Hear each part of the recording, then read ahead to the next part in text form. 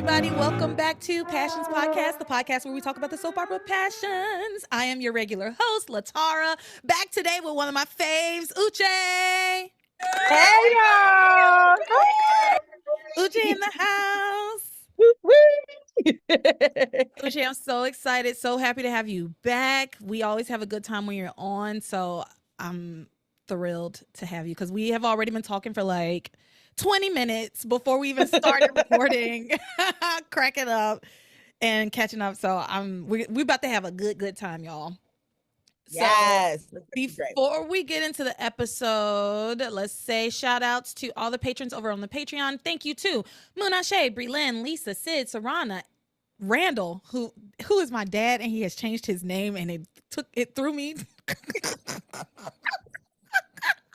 Daddy, why are you changing your name? Why did he change his name on the Patreon?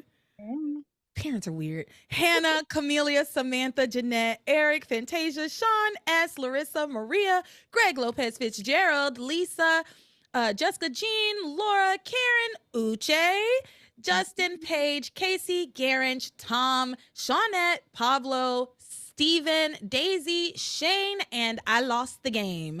Thank you all so much for being patrons. Y'all, let me be clear. I was just talking to Uche about this before we started recording.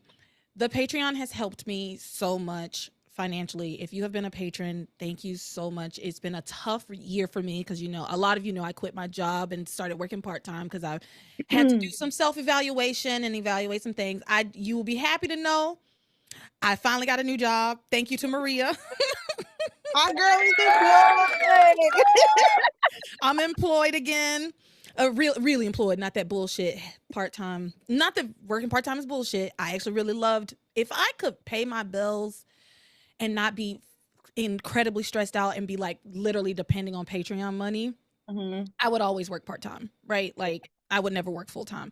But that is just not a reality. I had to get real, baby. I had to get real. But I want to say to all of you who have been a patron in this last year, whether you're still a patron or if you had to stop for whatever reason, truly from the bottom of my heart, thank you so much. You literally were putting food in my belly. Like you were feeding me. So I really, really love y'all and I really appreciate you. And if anybody else out there wants to become a patron and help feed me some more, go on over to patreon.com/passionspodcast and sign up for whatever tier you find most agreeable. The link is in the link tree in my description. And with that, on with the show, people. Let's go. Let me see. Let me find my little...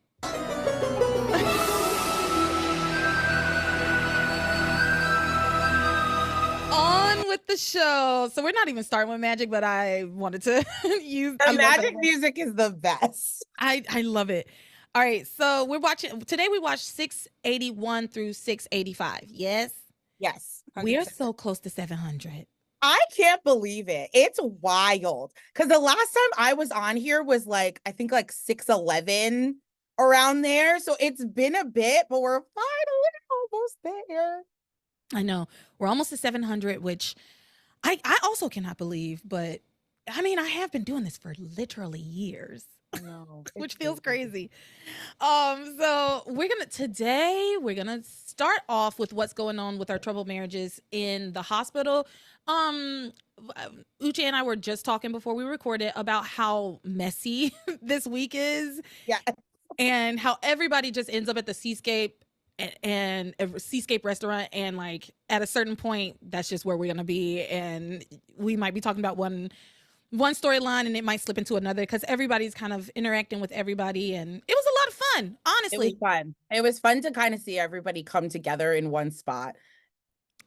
Yeah. And it was interesting to me that everybody decided to go to the Seascape restaurant all on the same night, considering in episode, I don't know, 100, way back when Martin Fitzgerald, the fake Martin, fell through the ceiling. We were told as the audience that this was the fanciest place in town, the nicest place in the town, where the elite go to eat. And you can't. No, and now everybody from the quote unquote broke Lopez Fitzgerald, who got no money, to the Russells, everybody's got Seascape money now. Everybody is there tonight Maybe the seascape has fallen from, it's not a Michelin star restaurant anymore. They lost their accreditation or whatever. Okay. So let's talk about what's going on at this hospital, honey. Rebecca is hanging out, just watching Ivy. Because if you remember, she and Ivy showed up to the hospital. Was that this week or was that last week? Y'all, they showed up. Like, we start this week with them in the hospital, but they showed up at the end of last week. Okay, good. Because so the things are just running together now. Yes. Yeah. Okay. So remember, they showed up to the hospital last week because they were supposed to be going to a board meeting, but they had been kicked off the board basically because they're not really, either of them are not a Crane, basically, right? So they're there. Ivy is sticking around, obviously, because she realizes that the other people are there to do the DNA test for John and Grace, right? So throughout this week, throughout the whole time when they're at the hospital, Ivy's like staring down Eve, and Rebecca is staring down Ivy, staring down Eve, like constantly. And I loved it because at one point Rebecca is piecing things together, and Rebecca is always, it seems like Rebecca is pretty much always piecing things together. She knows how Ivy thinks, and she knows what makes Ivy tick. And so she sees part of herself, like the deviousness within Ivy, she recognizes within herself. So she's like, if I see Ivy creeping around a corner, she got to be up to something. Exactly. So she sees a tense interaction between Ivy and Eve, which we all know what that's about. Ivy was trying to get Eve to change the DNA results, and Eve's telling her, "Buckle up, bitch, because your life is about to be blown sky high," right? But Rebecca doesn't overhear anything. She just sees she can see what's going on, and she can sense the energy between the two. So she says, "Something is going on between Ivy and Eve. The question is, what?" And I was like, yeah, girl, you got to figure it out. Detective had Rebecca coming on to the case. So Ivy gets a phone call from her drug dealer, Marty, who has shown up to the hospital to bring her some item, because at the end of last week, she said, I need you to bring me that item. That's going to ensure that Eve does exactly what I want her to do. Right. So he shows up with this mysterious item, and she starts zooming through the hospital to the tune of the Wicked Witch of the West. It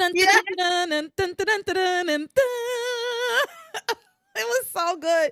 She's zooming through. Rebecca's trying to keep up with her, trying to follow her. And these two witches are just zooming through the hospital. So it was just very funny. Then Rebecca loses Ivy, Ivy to the slip. And Rebecca loses her. So she decides to go and talk to TC. Y'all, I cannot stand TC Russell. I don't like this man. I don't think I will ever like this man. He sucks big dicks. I don't like him. I don't like him. So she strikes up this conversation with TC saying, you did the right thing, telling everybody your suspicions about David and Ivy. And then he looks at her and he's like, you're one cold, nasty woman, but you clearly don't care. And then he's like, you tried to use me, Rebecca, but I was on to David way before you told me anything. Sure you were, idiot. If you were, then you would have said something. Why did you wait so long? Something to your best friends? Like, what are you talking about? You had no idea until Rebecca started talking to you. Not at all. He's an idiot. And he's like, you tried to use me, but I was way smarter than you think I am. No, you're not. That's why she was able to successfully use you. Yep. She manipulated you and you couldn't see anything. Yeah. And then he tries to guilt her about if it turns out that this is true, this is gonna ruin people's lives, but you don't care, do you? And when he walks away, she's like, of course I don't care, idiot. Do you know who I am? Clearly. But yeah, I didn't love, because I should say this. At one point, she tries to walk away from him and he physically grabs her and pulls her back, snatches her back. Sorry, I buried the lead. Not even by anything. he snatched her hair. Yeah, it was pretty wild, Yeah. honestly. That, Yeah, and he calls her cold and nasty, and that she isn't as smart as she thinks she is, and God, his ego is so fragile. It's so obvious. yeah. Like, yes, you obviously were used, and maybe you just caught on to the fact that you were used. Maybe that's what it is, and he's upset because he just caught on to the fact that, oh, Rebecca clearly hates Ivy, and she clearly used me to create this whole situation, because if she had brought this information to the group, nobody would have listened to her. Right. Yeah. So he's mad, and he can stay mad, which he already does. Because that's his MO. Anger 101. Yeah. So after all of that, Grace and John and Eve come out of her office having done the DNA test, and Eve says it's going to take some time, like a few days, for the results to come back. And Grace invites everybody out to the Seascape restaurant to celebrate. Celebrate. Celebrate what? I don't know. We celebrating prematurely. Like, if you just want to say, let's go out to eat because it's been a while, I haven't eaten some food, let's go, kill some time. Okay. But what are we celebrating? We don't have any results yet. Yeah. And it's crazy to me. I've said this before, but it's crazy to me just how badly she wants this boy to be her son. It's weird. It's weird, honestly, because frankly, that first of all, David showing up has blown up your whole life, and adding John to the mix is obviously putting stress and tension on your relationships with the rest of your family as well, which we will see in a moment when she has that conversation with Kay, which actually kind of broke my heart. Yeah, that was and only made me more Team Kay. Yep. Listen, I'm team these girls with terrible moms, because I love Beth, even though she's a psychopath, and I love Kay because her mom puts her cousin before her every single time. So every single time. Okay, so everybody goes up to the Seascapes restaurant, and outside, including Rebecca and Ivy, everybody goes. It's just I guess it's just a plot device to get everybody in the same room. Rebecca and Ivy go over to the restaurant, and outside, Rebecca's questioning Ivy about what she's up to. She says, I saw how happy you got at the hospital, and I thought you were gonna jump out of that wheelchair and do a little jig. And let me just say, there were a few remarks at Ivy's expense this week that were about her not being able to walk, which I know is like ableist. I know it's ableist conversation or ableist words, but I cracked up. At one point, Eve said something about you're going to be dancing to a different tune, figuratively, of course. Right. I was like, oh my God. I was like, this girl can't move her legs. Figuratively, of course. I was like, dang, that's brutal. Eve said, listen, you gonna be cold-hearted, I'm gonna be cold-hearted. You think you cold, baby. Well, welcome to Antarctica. Yeah. So anyway, Ivy and Rebecca end up having to have dinner together. Again, it's just a plot device. Yep. Rebecca had called the restaurant and added herself to Ivy's reservation. Who cares? They're sitting together. And then we see what the item is that Marty gave to Ivy, like what she got from him, and it turns out to be a cassette tape. And so you already know where this is going, right? It's Eve on the cassette tape. So she puts a $50 bill in the cassette tape and she leaves it for like the maitre d', and he finds it and he's like, oh, somebody must have really wanted this played. So he takes it over to Chad, who works at the Seascapes restaurant now, y'all. He got a contract. He said, I'm gonna be there for every event the Seascape is putting on. Yeah, he was like, yeah, I have contract for all the events at the Seascape restaurant. Is this night an event night? Apparently it became an event. It definitely became. Because did you see the banquet table that they were sitting at? Like, there were 50 people sitting at that table. They said, we're celebrating. And the Seascape said, bet, we're here. Yeah. And then they set up the red wedding. Okay, so the tape. She gives it to the maitre d'. And then he takes it, gives it to Chad. And so Ivy's just like waiting all night for that tape to get played, right? She then mumbles something about like the DNA results. Like she really just mumbles it. Like he has to play the tape, or she won't play it. Like she really mumbled it. But Sam happened to hear it. And Sam's like, "What did you say about the DNA results?" It's like, why don't you ever hear any of the important information, Sam? But she covers saying she's just like so upset that she's been accused of such heinous crimes and a heinous scheme. And then Rebecca steps in to instigate this whole situation, which I loved. I love Rebecca, honestly. I hate to say it, but I do. As racist as she is, I just love the way she manages to like insert herself in situations and fan the flames. Yep. She's always making situations that much worse, and you're just like, oh, but this is such good television. Like, yeah. Well, she looks at Sam. She's like, I get why you're doing the DNA test on John. It wouldn't be that big of a leap for Ivy to have created this entire scheme, would it? And he's like going back and forth with Rebecca as well. Like, yeah, I agree. It wouldn't be that much of a leap. And so then he looks at Ivy and he says, if you're guilty of trying to break up me and Grace's marriage, then you'll be dead to me and your son.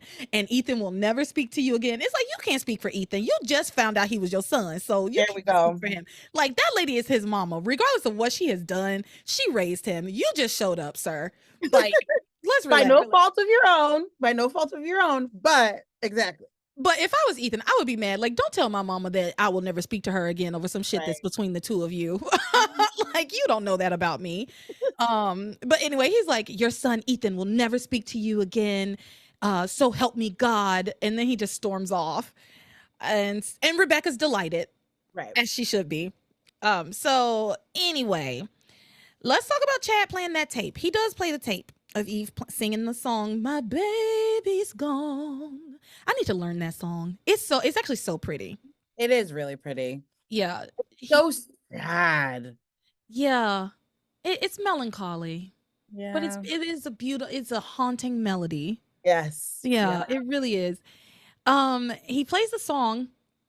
Eve is like immediately shook, right? As you would be. Like, if I was at a restaurant and somebody started playing a song that I thought, like, that I made for sure, but I thought nobody had a copy of this, like, everything was gone, I would be like, where did they get that? You could see, like, as soon as the first 3 notes played, you could physically see her freak out.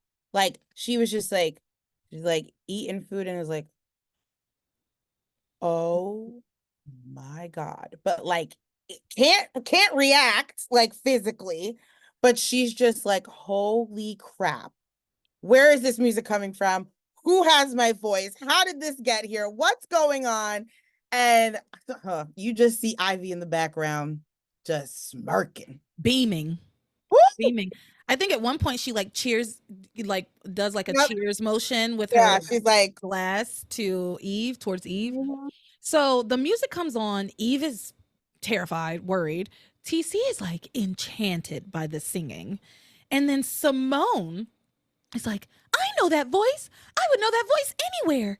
It's Whitney. Whitney, you're singing. And Whitney's like, that's not me, you crazy bitch. It's so funny. It's like, what are you talking about, Simone? And then TC says, no, I know this voice. It's the same voice I heard in Julian's library that night. Because if you don't remember, Julian heard a tape. Not Julian. Well, yes, Julian. Julian was playing a tape of some woman singing, and it was this exact same song, this exact same tape. So anyway, he says it's the same voice he heard. Then Eve like excuses herself from the table, and she goes to Chad and asks him to change the song, saying it's like too sad. Like, we're trying to celebrate tonight, and you're making this like, you're bringing down the mood. And then she asks him where he got it, and he explains that, just the waiter gave it to him and he doesn't know. And he asks her, well, she asks him, do you recognize the singer's voice? And he's like, no. And then she asks him for the tape. And Chad is confused, considering all the events that happened last week and the week before, right? and the current state of their relationship, which is, or saying It is their relationship is tumultuous. yeah, Yeah. saying that is an understatement, right? Yeah. At this Yeah. point, they believe that he drugged and tried to take advantage of Whitney. Mhm. So they're not on the best terms right now, right? We don't like them. At all. And so he's confused, and she's like, "How much do you want for it? I'll pay you for it." And he says, "Save your money, Dr. Russell. Just take the tape," and gives her the tape. She immediately destroys it. Like Destroys pulls it. everything, Yeah. pulls all the strings. Like, you remember when we were kids and the tape got jacked up in the thing and you had to use a pencil to wind it back up? She jacked it up. Yeah, wouldn't be no winding that tape back up. She pulled all of that tape out Yep. and like pulled it, threw it in the trash can right next to the DJ booth.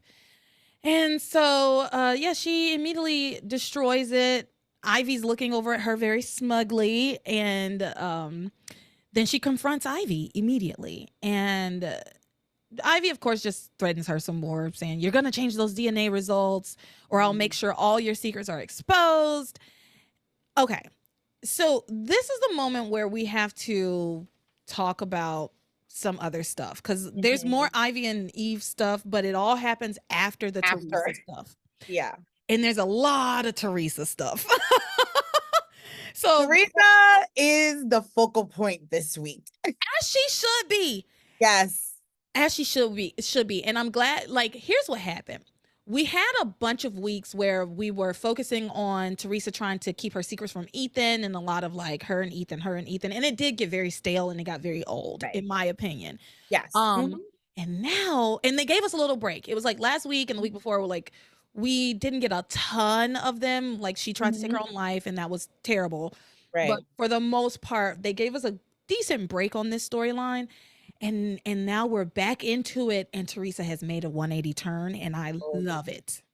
This is my favorite Theresa. Like, this Theresa for the next few years is my favorite Theresa. Yeah. Because she is just a badass, and I'm obsessed with her. Yeah. So I was going to talk about the kids, but I kind of just want to talk about Theresa. I know. Well, should we talk the kids first and then Theresa? Yeah, let's talk about the kids, because we can get through this pretty quickly. Yeah. Okay, so the kids are all going to the Seascape restaurant as well. Everybody's going to the Seascape. Miguel is, of course, brooding because Charity doesn't like him anymore. Zombie Charity, meanwhile, is like off somewhere plotting. And so she goes over to, when they all go to the restaurant, we find out that Charity, our zombie Charity, has invited Tabitha and Timmy. And she says it's because Tabitha was so sad and lonely, and she just didn't want her to be alone. And, same kind of shit that the real Charity would say. Right. Yeah. Right. And so she actually goes over to the table where the Bennetts are sitting. And Miguel, who came and sat with them to wait for her, instead of sitting with his own damn family, by the way, because his own family happens to be there, and his brother specifically requested him to come and spend the night with the family. Yep. And he was like, nah. He was like, no, I think I'll just wait for Charity and, like, hope she's nicer to me tonight. So he despite the fact that he had been waiting for her, she goes over and she tells them that she's going to be eating with Tabitha and Timmy at a separate table. Yeah. Like, they try to invite them into the Bennett table, and she's like, no, we already got our own table. I mean, it was odd. Yeah, right? It was weird. It was very weird. And like, Miguel's looking like, what are you doing? Like, Kay was like, Kay even knows what's happening, and she's like, this is strange. Yeah. Even Kay, who knows that she's a zombie, is like, what are you doing? But she's like, I got my own thing. I'm doing my own thing right now. And she's gone rogue. We've got a rogue zombie Charity on our hands. Yeah. For sure. Unfortunately, Kay has not figured that out yet. So, yeah, she tells them, I'm going to sit with Tabitha and Timmy, and she completely blows Miguel off. So Miguel decides he will, in fact, go and sit with his own family. Which he should have been doing in the first place. Yeah. Well, I mean, like, at the beginning, he was like waiting for them. So that's why he went and sat with the Bennetts. Like, he was waiting for his family to arrive. But then once they got there, he should have just gone over.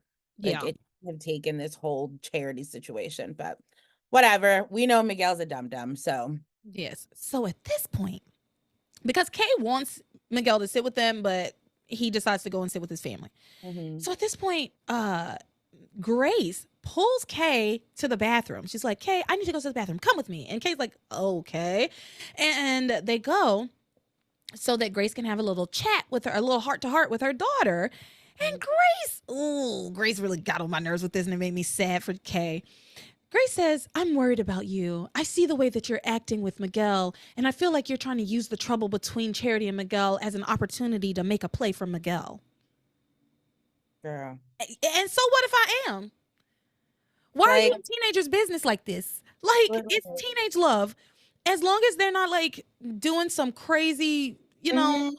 stuff Some that shady inappropriate things. right. Like who Kids cares? kids get together and break up all the time, right? Mhm. Teenagers get together and break up all the time. So I hate how adamant Grace was about all of this. Because Yeah. what about what Charity has been saying? Like, So have you not been listening to what Charity's been saying? Charity's like, I don't want to be with Miguel. He's boring, like this, that, and the other thing. Like, so you're hearing her say that.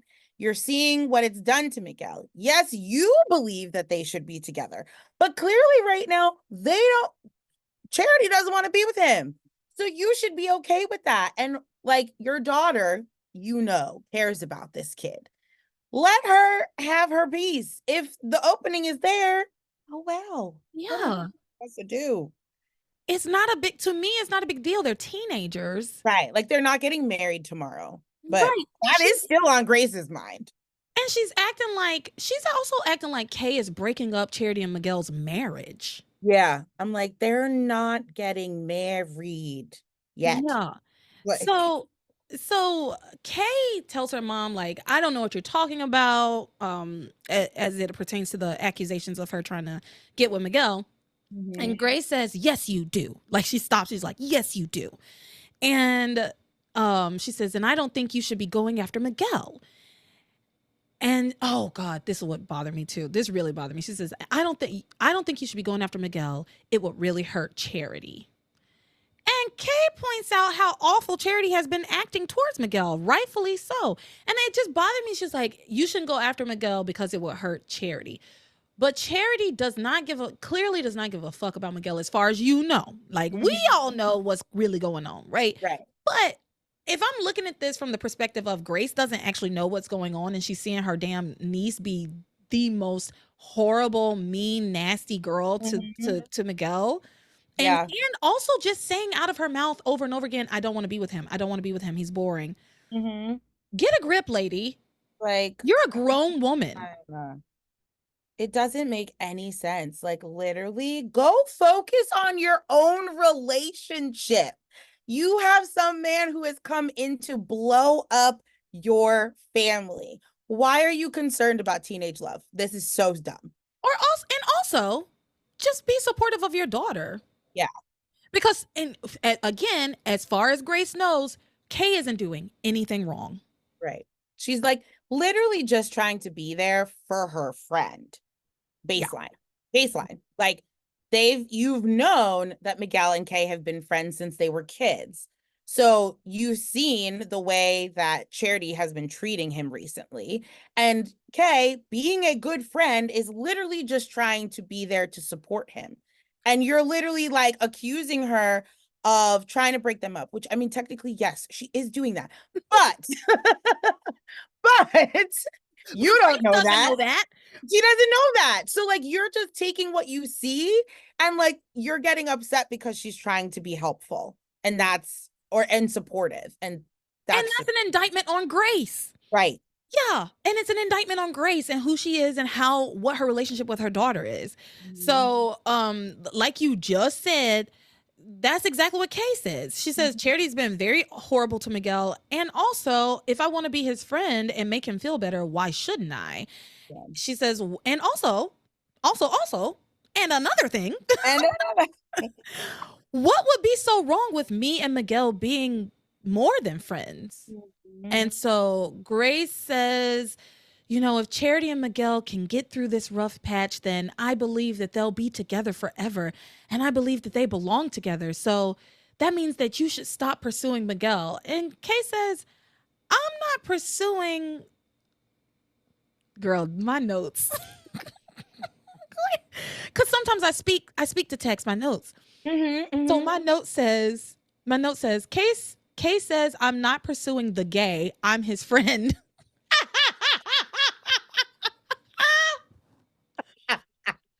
Your notes are interpreting the situation incorrectly. Yeah, for sure. That's something I definitely have said myself. I'm not pursuing that gay. I'm his friend. No, honestly, this actually reminds me. One of my very closest, best friends in the whole world, his name is Cameron. And we've been really good friends since college. And we would always hang out, and he would like come to Chattanooga where I lived and hang out with me and like hang out with my family and stuff sometimes. And my dad was so convinced that the two of us were like together. He was like, well, are you and Cameron going to get married? I was like, Daddy, Cameron is very gay. And he was like, are you sure? I'm pretty fucking sure. Yeah. Oh, he's my friend. I'm pretty sure. Yeah. He was like, oh, because I think he might make a good husband. I was like, I don't disagree with you. Right. But for another man. Right. Right. But anyway, that note just reminded me of that. I'm not pursuing the gay. I'm just trying to be his friend. Well, anyway. So anyway, she says, I'm not pursuing Miguel. I'm just trying to be his friend. And if he wants to hang out with me, why can't you just be happy for me? And right. I felt that to my core when Kay said that. Why can't you just be happy for me? Like, we're just hanging out. And like you said, we've been friends forever. And her mom knows that. Yeah. Oh, Grace, we have moved into the area of Grace that people find so unlikable. Right. And so then Grace is like, Kay, I can't be happy for you when I know you're doing the wrong thing. What do you know about it? Girl. What do you know about it? The facts that you know are that Charity has been being horrible to Miguel and that they're going through a rough patch, and she has basically broken up with him multiple times at this point. And he won't catch a clue. Like, listen, when a girl says no, I'm done with you, believe her. The first time. The first time. So you don't, that's what you know, Grace. So I don't know why she's so adamant about these teenagers getting married and staying together forever. God, she's weird. Sense. She's a weirdo. Just like Charity. That's why she loves her so much. She finally has a weirdo that she can relate like my to. own daughters don't make sense to me, but you, Charity, yes, you do. Yeah. Ridiculous. So anyway, this is where I was like, yes, Kay, get her. Because Kay finally hit her breaking point with her mom. Yeah.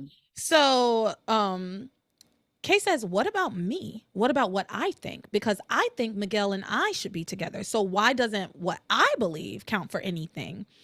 And Grace says, well, what counts is doing the right thing. Who's to say what the right thing is? Exactly. In this situation, there truly is no right thing. It is just like, let everything happen the way it needs to happen. Right. Again, as long as we're leaving out the caveat that Kay absolutely is manipulating. Right. Exactly.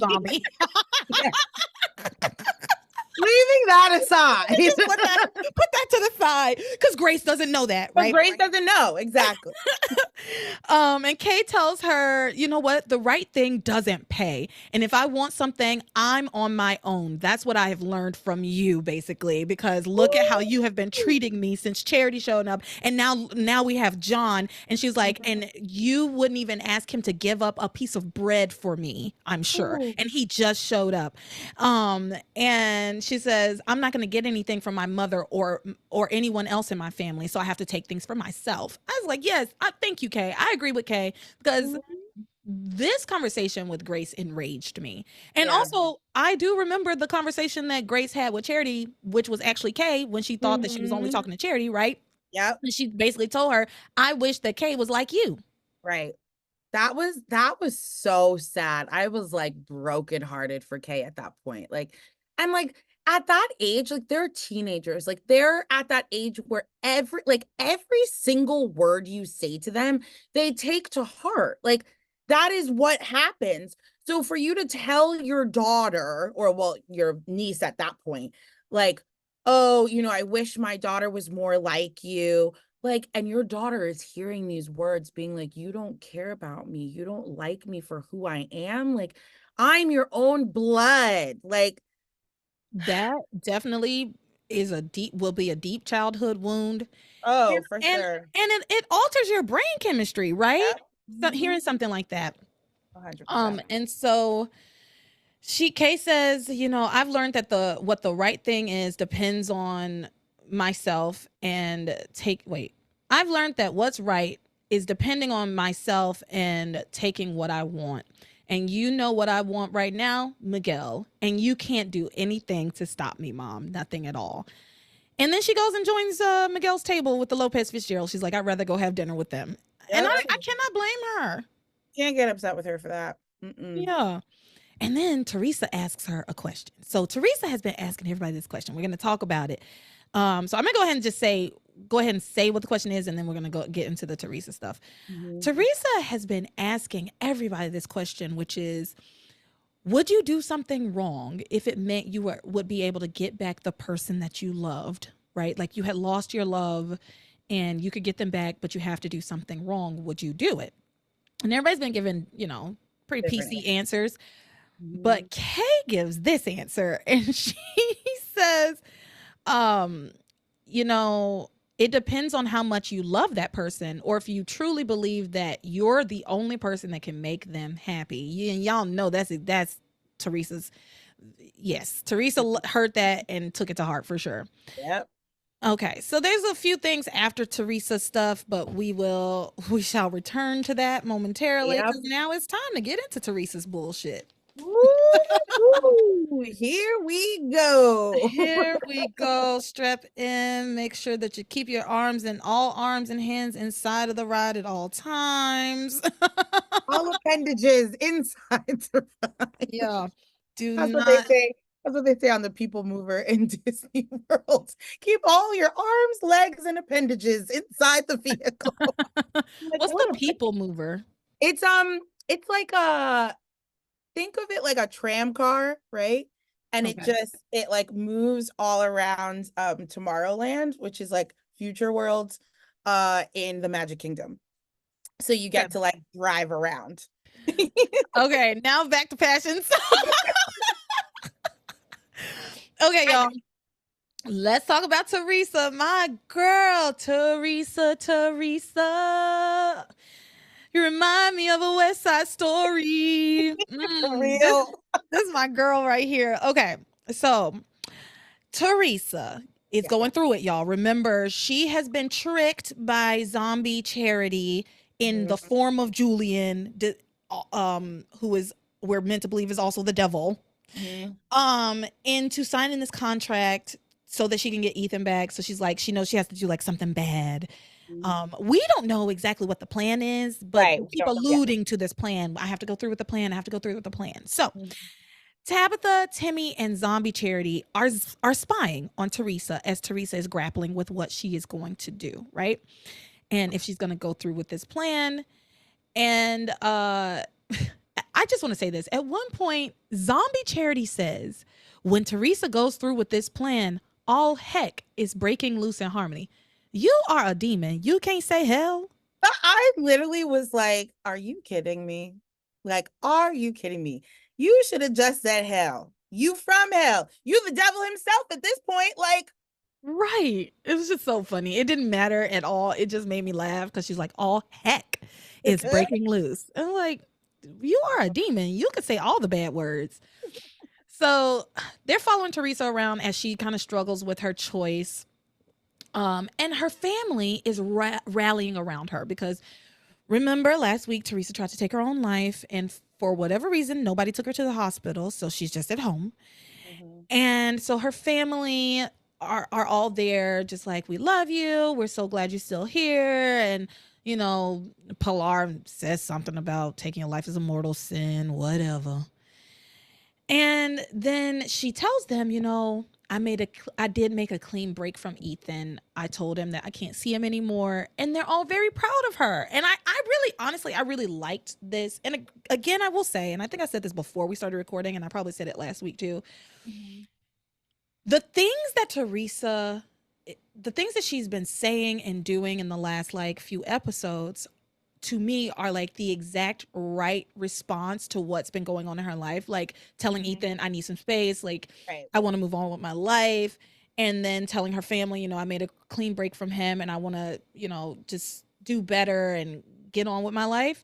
And also the things that she does later in these episodes, to me, are all very reasonable, smart things. Yeah. Yet we are meant to believe she's only doing them as like a devil plot, right? Yep. Like it's evil, the things that she's saying, Mhm. but she's right. What she's doing is the right thing. Exactly. She's trying to take care of herself, like for the first time in her life. Yeah, and yes, she is motivated by this plan to get Ethan back, right? But it's just so interesting to me the way it is written, Mhm. as if these are plot, like I guess it is a plot, but like it's like what she's doing is normal. It's normal. Like you see people doing this all the time in real life. Yeah. And so at one point, Luis pulls her to the side and tells her, you can talk to me about anything. I hope you know that. Just building up his sister and telling her how much he loves her and cares about her is really nice. And then she poses this question to him and says, would you do something wrong to get Sheridan back? And at first he says no. He's like, Right. No, I don't think so. But she presses him further and she's like, I know how much of a great love you and Sheridan shared, and you wouldn't do something a little wrong Right. if it meant that you could have her back and have her in your arms again. And he does say, you know what? It's a tough call, which is fair. Mhm. That would be my answer. Like, it's tough to say because saying, would you do something wrong? I mean, there's a lot of things that are technically wrong. Like, technically, it's wrong to taste the grapes at the grocery At the store. grocery store, but we all do it. Would I do that to get a loved one back? Hell yeah. Right? Mhm. A grape is a grape. A grape is a grape. But if we're talking stabbing somebody, unlikely. Am I going to do that wrong? No. Right? There's levels to this. Right. Is it wrong to lie on your resume? Yes. Would I do it? Sure. Right? But like, I don't know. Like you said, there's levels to the shit. So it is a hard question to ask if you're not going to give me specifics in the hypothetical. Right. I need at least a few specifics. So Louis says basically the same thing. It's a tough call. I don't know. And then she asked Pilar, which I don't know why she even bothered asking her mama. She was like, would you do something wrong to get Papa if it meant Papa would come back? And Pilar is 10 toes down. Like, she's not going to waver at all. She's like, no, I would never do anything wrong to get him back because it can open the door to something horrible and terrible, and it only opens the door to evil. Okay, so that's what her mom is saying. Meanwhile, the zombie Charity and Tabitha and Timmy are like just like hiding in the bushes outside the house and listening in on all of these conversations. And Timmy is of the mind that Theresa's not going to go through with the plan because he's like, see, she's going to listen to her family. She'll never listen to you, evil zombie Charity. She's a good girl. And but later Luis comes back and tells Theresa that he thought about the question more and he's actually leaning the other way. Right. So that was interesting. I could see doing something wrong. Like if you had a love like Sheridan and Luis's, for example. Like we just said, it's levels to it, but yeah, I'll do something wrong. I feel like if you're asking, like you said, if you're asking me to like eat a grape at the grocery store, yeah, I'm gonna do it. If you're asking me to murder somebody, I'm not killing somebody for somebody else. Yeah, I think it comes down to like, is the harm that I'm doing, like, does it do harm to other people or does it do harm to just me? Right. And also, not for nothing, who are the people it does harm to? Right. Because in Theresa's mind right now, she believes that for the most part, the only people who are going to get hurt are Gwen, Rebecca, and Ivy. Right. And if I'm in Theresa's shoes, I'm okay with that. They deserve a little divine retribution, if you ask me. Not so much Gwen right now. Yeah, Gwen right now is actually being like a decent human being. Yeah. You know, all of that will change soon when we get our OG Gwen back. Yeah, we got to bring her back because I'm this so one's a little too human. She's too human. She's too nice. I'm like, what is this? Bring me back, evil Gwen. Yeah. So, then Tabitha and Timmy show up because Zombie Charity sends them in to try and sway Theresa.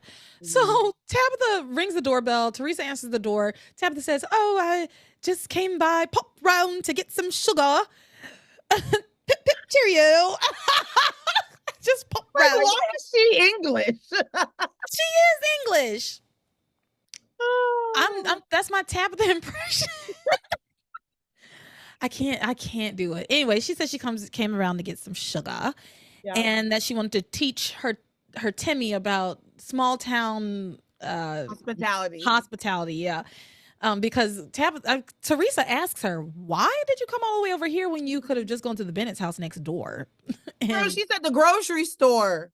Oh yeah, you could have gone to the store. You like went past multiple places where you could have gotten sugar to come to my house. Yeah, she was like, this seems suspicious, but okay. Yeah, and so she comes in, and then Tabitha notices that Theresa seems off, right? And asks her what's wrong. And then Theresa asks her the question, saying, "Have you ever had a great loss? And would you do something wrong to get that person back?" And Tabitha says, "It must be fate." Yeah, y'all know that's Theresa's buzzword. Ding, ding, ding, ding, ding. Fate? Fate? She said, "It must be fate because I've thought about this often. And yes, in fact, I would do something wrong to get back the man that I loved. You know, I had a great loss, and I've thought often about if I had just done that one wrong thing." She doesn't go into any specifics. If I had just done that one wrong thing, then he would still be with me now. And then she uses this like fear that people impose on young girls and women about like growing old alone and by themselves. Yep. Yeah, which I kind of get on the one hand, but on the other hand, like as I've gotten older and grown up, like I like being by myself a lot. You know what I mean? So it's like, I don't know. Let's not get too far into that. Let's talk about passions. So, but yeah, she uses that. She's like, "Yeah, it's a sad thing to grow old alone, Theresa, darling. You know, do what you have to do to get your man and stay with the one you love." And yeah, she says, "Do whatever it takes to win back the man of your dreams." And then then Tabitha leaves, and Teresa's like, "What about the sugar?" And Tabitha's like, "Oh, I forgot I actually have some in my pantry at home." It's like, why did you check there first? Like literally, that's what your back stock is for, but okay. So Teresa's left alone with her thoughts, and she still can't decide what to do. If she should do the wrong thing or do the right thing. And she asks Luis again, and he says to her, "I really don't know what I would do." And then they all go off to the Seascape restaurant. So let's talk about what's going on at the Seascape when they go to the Seascape restaurant. Seascape.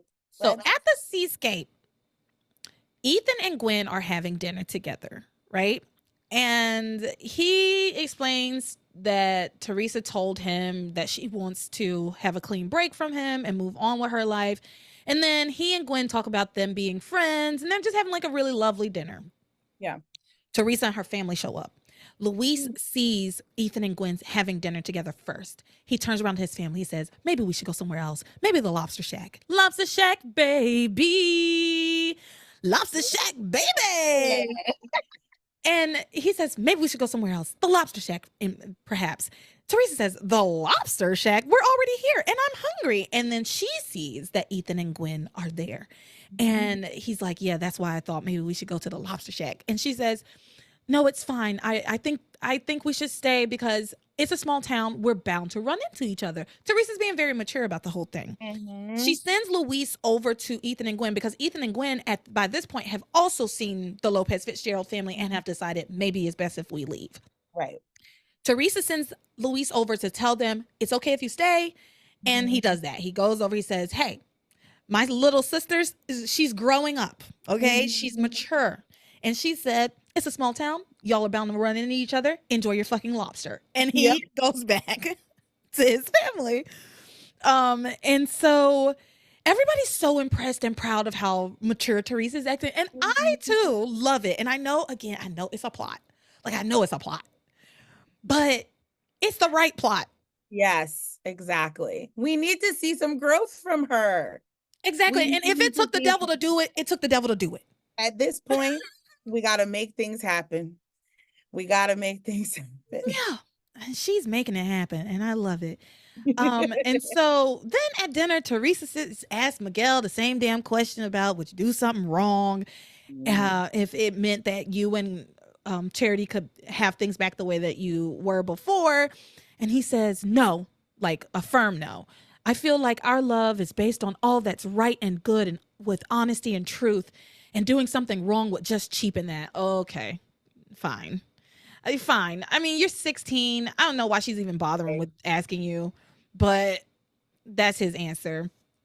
And that's when Kay joins the table. She gives the opposite answer we already talked about. And that's when Theresa stands up. Theresa stands up from her table. She says, excuse me, everyone. Makes an announcement to the entire restaurant. Remember, everybody who's anybody in Harmony is here tonight, right? The whole cast of this show is on set. With the exception of Sheridan. Expensive hour of filming. With the exception of Sheridan and that man over there on that island. Everybody else, all the Harmony residents are here. I don't think there's a single one who is not there right now. The only person who's not there is Alistair. Everybody else is there. Which I want to talk about Alistair at some point, because where is he? Bro, he's been MIA. Where is he? Since like Sheridan like died, like I feel like we haven't seen him. Cause this whole who's Mrs. Julian Crane thing, I feel like he's the one person who can kind of put the kibosh on that. Yes. But he is not doing anything, which I mean, I guess it's not a big deal to him. He's like, what's a dinner? What's a little dinner? Money, you know? Exactly. That's a penny. That's a penny to him. Yeah. So she stands up. She says, I want to make an announcement to the entire restaurant. She says, you know, I want to thank everyone who's been so kind to me lately. You've helped me through a very, very difficult time. And I would like to thank you all properly by buying everyone's dinner tonight. So she's paying for dinner, right? And everybody's like, oh, wow, oh my goodness. Her brother, Luis and Pilar both are like, you don't have the money for that. What are you talking about? And she's like, don't worry, I got this. Mm-hmm. And then she goes on. I'm thinking I thought that was the announcement. I'm buying y'all dinner. Mm-hmm. No, that is not the announcement. She's like, I still have more to say, so please sit down, mama. And her mom's like, okay. Like the way Pilar just follows directions from her children is crazy to me. It's wild. It's wild. She is the child in this situation. Ugh. Like she has 4 parents or 5 parents, like if you include Paloma. we don't. Nope. We don't, because Pilar doesn't. So, because Pilar doesn't. Nobody remembers Paloma exists. Yeah, we don't, because Pilar doesn't. So she goes on to say, she says, you know, recently, recently I upset a lot of people who are very important to me, and I would like to apologize. And that's when Luis stands up and tells her, you know, you don't have to do this. But she's like, sit down, big brother, because I'm not finished. And she goes on with her speech, telling the restaurant about how everybody has always been so nice to her in Harmony. And she singles out different people. Like, the Russells are like another family to me. Whitney's my best friend. And a coach, Sam and Grace. Chief. The word I'm looking for is Chief.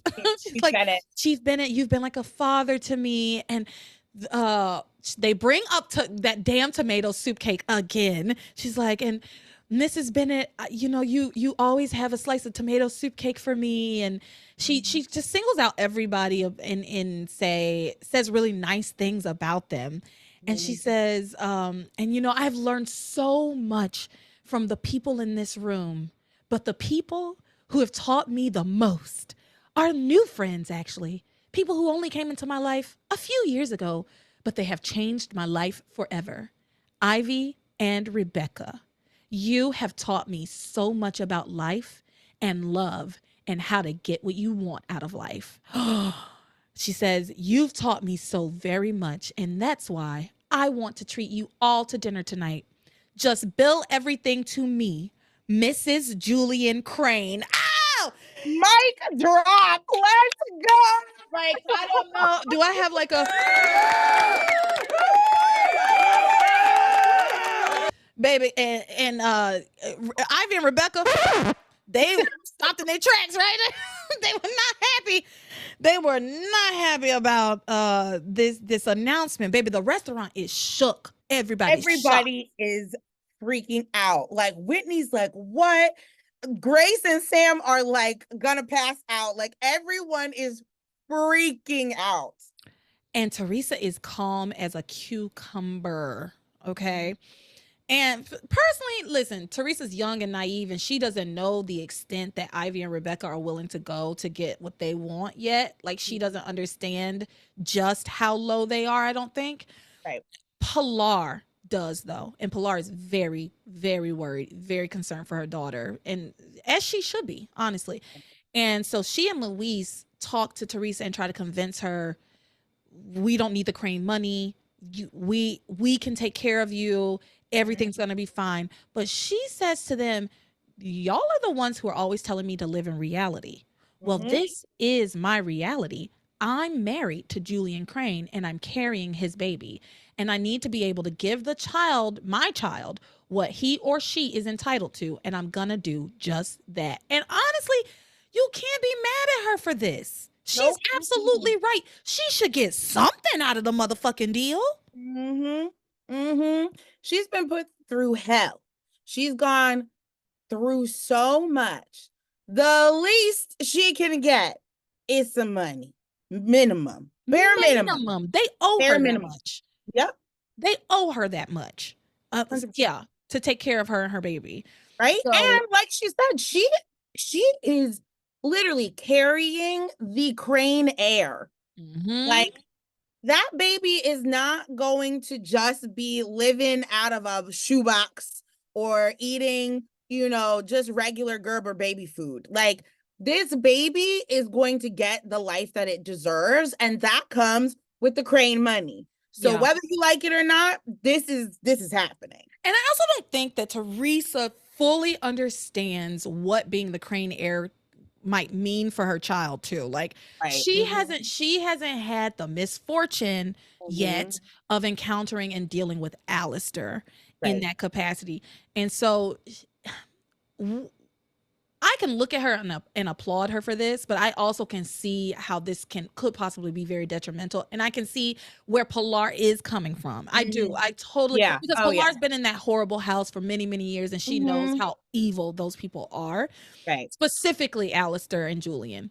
And so I get the worry and concern. And me, myself, I'm concerned for Theresa too, right? I mean, I already know what's coming. So yeah, I'm very concerned for Theresa. Exactly.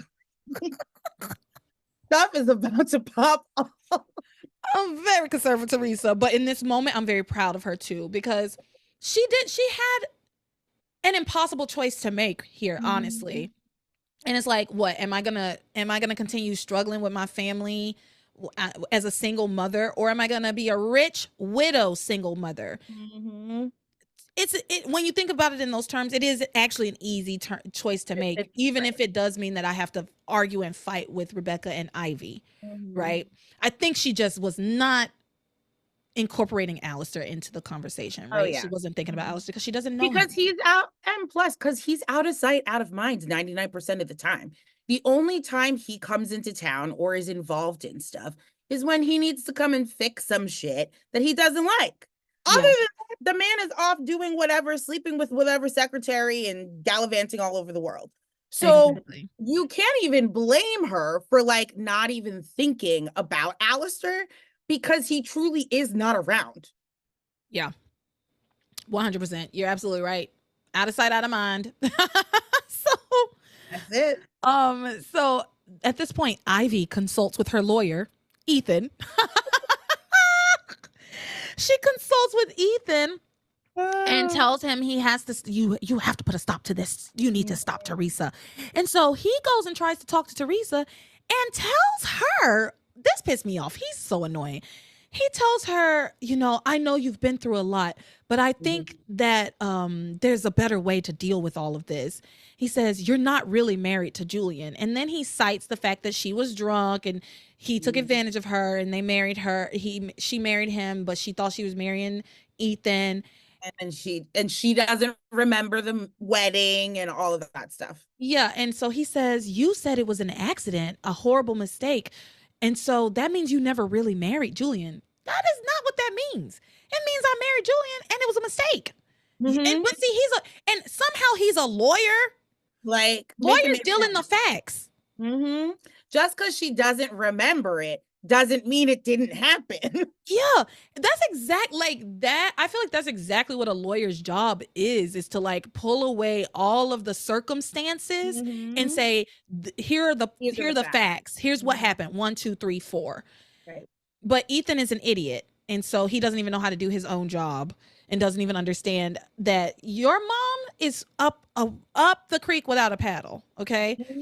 So he I don't know why he thought this would work. He then starts to try to appeal to Theresa's I guess emotional self or nicer self. I don't know what he was trying to do because he starts to talk about Ivy's plight as if Theresa should give a fuck about how Ivy feels in all of this. A bit considering how horrible Ivy has been to her for the last year. Yep. She's been so mean. She's been so mean. Once the wedding, once we found out about the everything getting leaked to the tabloids, Ivy has been on Theresa, calling her a bitch, calling her a slut, calling her all these things, putting her through everything. So now you want me to forgive this woman? Listen. And give her and just hand over everything that I'm entitled to because she was married to him. So, okay. He says to her, you know that I'm representing my mom and we're contesting the divorce and this has all been really hard on her. And Theresa's like, hard on her? That hard on her? And he says, well, she was his wife for over 20 years and they had 3 children together. She deserves what's rightfully hers. I know you understand that. And Theresa says, what I know is Julian divorced Ivy down in the islands and he married me. And on our wedding night, he got me pregnant. Those are the facts. Whoo! And then Ethan goes, but it's not a real marriage. You never loved Julian. And Theresa says, and your mother loved him? She said, up with that one. Oh, so good. Left no crumbs, right? She said, and your mother loved him? She got pregnant with another man's baby on her wedding night and passed you off as Julian's son for all those years. Are you telling me that Ivy loved Julian? And she says she deceived Julian every day of their marriage. Talk about not a real marriage. If we want to talk about not having a real marriage. Listen. And Ethan is shocked. He's like, I can't believe I'm hearing this coming from you. Interesting. You thought I was just a little dumb bitch, huh? You just thought I was just a little dumb girl that you could just walk like a dog around this town. But turns out, no more, no longer. And I love it. I love it because she's right.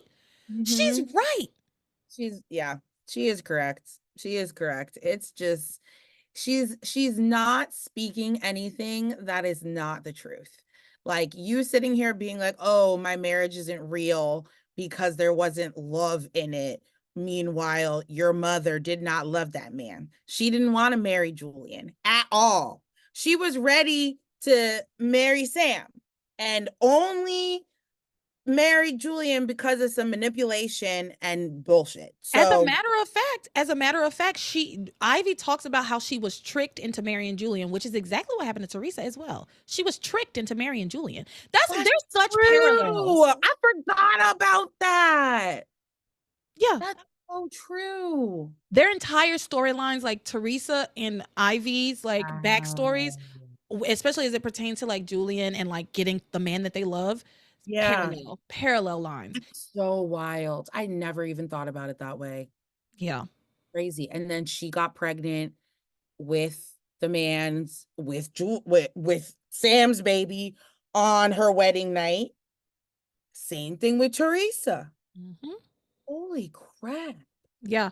And honestly, Julian should have known better. Like Honestly. when we get there, Julian should have known better about this baby, because the fact that Ivy says she got pregnant on her and Julian's wedding night or whatever, or on their honeymoon. She said she got pregnant on their honeymoon. And with Ethan, and Theresa got pregnant also like right when they got married. I don't know. It's just like father like son, I feel like. Yeah. I don't know. So anyway, he says, that I can't believe I'm hearing this coming from you. And she says to him, whether you believe it or not, I am Mrs. Julian Crane, and as Julian's wife and the mother of his child, it's my right to claim everything that I am entitled to, everything that's rightfully mine. I said, that's my girl. That's it. This is the Theresa I remember. This is the Theresa I loved. Yes, 100%. This is the Theresa that is a badass and I'm obsessed with. So yeah, she's stepping into that power, and we love to see it. Love to see it. And so then she goes over to Ivy and Rebecca just to pour a little salt in the wound, right? I just love her. And she tells them, I'm the real Mrs. Julian Crane. You have no right to be in my house, and I want you girls out tonight. Take your ish and get out. I want you gone tonight. Ivy gets so upset that she starts having like a panic attack. She like can't breathe. She's like scrambling, trying to open up her drugs.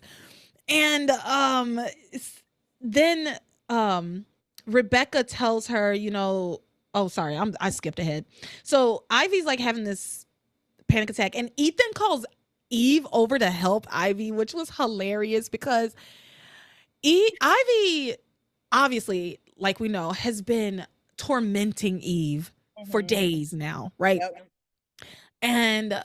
But Eve goes over to her, right? It takes her a moment, though. If you look, she's like, Ethan calls her, and Eve's like, yep, I guess. Yeah. I'll go over. Like, she's watching Ivy struggle to breathe, and she's like, I guess I'll walk over. Yeah. The slowest walk across the restaurant. She does not care. And frankly, if it were me, I would have told Ethan, I'm off the clock. I'm sorry, you're going to have to call somebody else. I'm off the clock. These are not billable hours, so no. But I think she probably would lose her license because doctors take the Hippocratic oath or whatever. I don't know. I wonder if she would lose her license, though. I feel like if you're around and you don't do something, well, I feel like, yeah, I don't know. Actually, I don't know. Because I know they can also get sued if they help and then something bad happens. Right. But like we as civilians can help and technically like not get in trouble if we like help. Right. We can know CPR, but like if we break somebody's rib when we're doing CPR, it's not the end of the world. But like if they do that, technically they could get in trouble. So it's like, yeah, that's why sometimes you don't want, like when they say, is there a doctor on board? A doctor's like, I don't know. Could be, could not be. Yeah. Who said that? Where's the doctor? So let's talk about, so Eve goes over, and after the whole declaration or whatever, Ivy's having her panic attack, and Eve just tells her, she's like, you're fine. And then she says, you know what? I hope Theresa does take the Crane money and you end up with nothing. That's exactly what you deserve. And then Ivy just tells her, you're going to change those DNA results. No, I'm okay. I mean, she is, but. Right. Exactly. She's going to deny it for as long as she can. I do appreciate that she's fighting it. I do appreciate that like she's rolling over. Yeah. It's good to see her push and give like Ivy a little something. Because Yeah. Ivy's been parading around here like she owns the place for a while. So it's nice to see somebody pushing back against her. I need to see the downfall of Ivy, and then to see her come back. Rise back 'Cause, up. yeah, the rise and fall and rise again is what I need to Yeah. see of Ivy, because right now she's out of control, and I Mhm. need somebody to knock her down. Yeah. And I do know that there will come a point with Theresa where I'm like, she's out of control. Somebody needs to Oh knock her yeah. down. You know what I mean? Theresa will lose it. And I think right now That's that's where when I'm we at get with to Ivy. California. Yeah, it's like It's California. Yeah. yeah. Ooh. So anyway, We can still, I swear, we still have years till that happens. I know. Well, It's insane. see you in 2027. Right. Back to the seascape.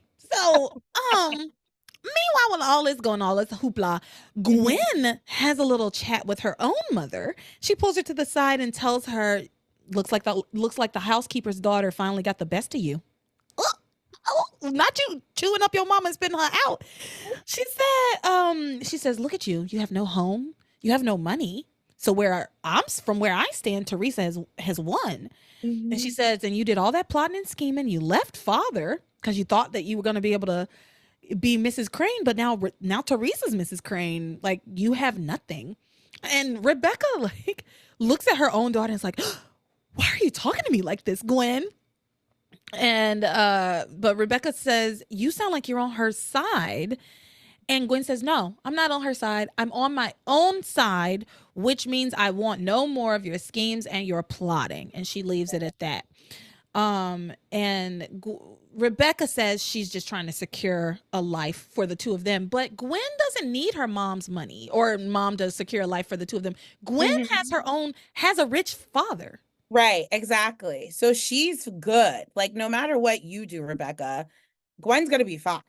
Yeah. Like, and she's making her own. She's got her own. She is, I don't know, whatever. She works for she works for Hotchkiss Industries or whatever. Industries. Yeah. So she's good to go.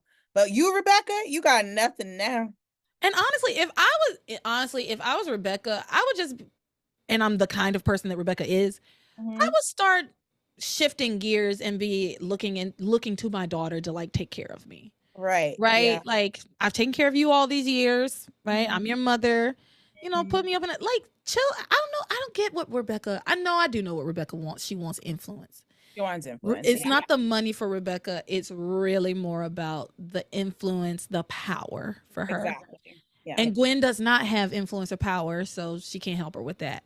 Right. But I don't know why they still do the whole, like, I'm going to help you get Ethan back, as if Ethan can get any power, because he's not a Crane. Not a Crane. I don't know. I mean, for Gwen, I feel like at this point, she doesn't care. Gwen herself doesn't care that he's not a Crane. Yeah. Rebecca does, which is why she had done the whole thing with Julian anyway, because she was like, if I marry Julian, then I could get him to reinstate, basically what Theresa was trying to do. She, like, Rebecca's could do for Gwen, and then it would be fine.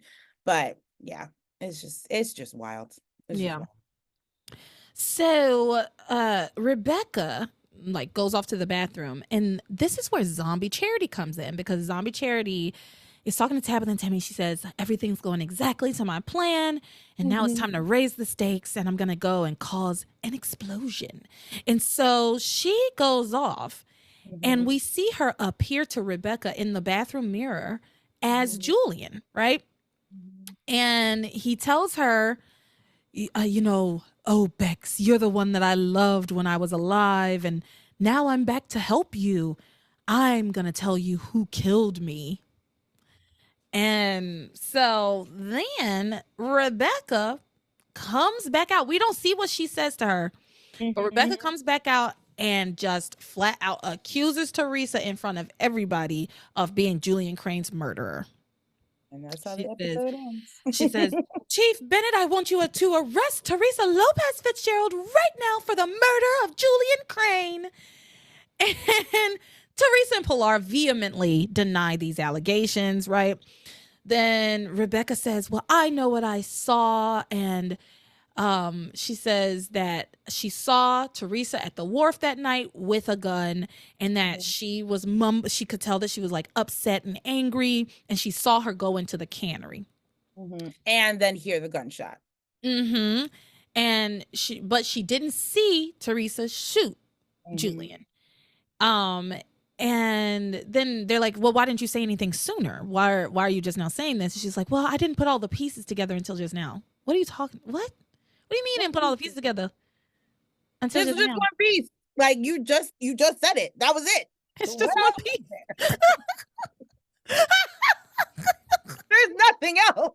There's nothing to put together. Like, okay. This puzzle is one piece. It's a one-piece puzzle. Ow.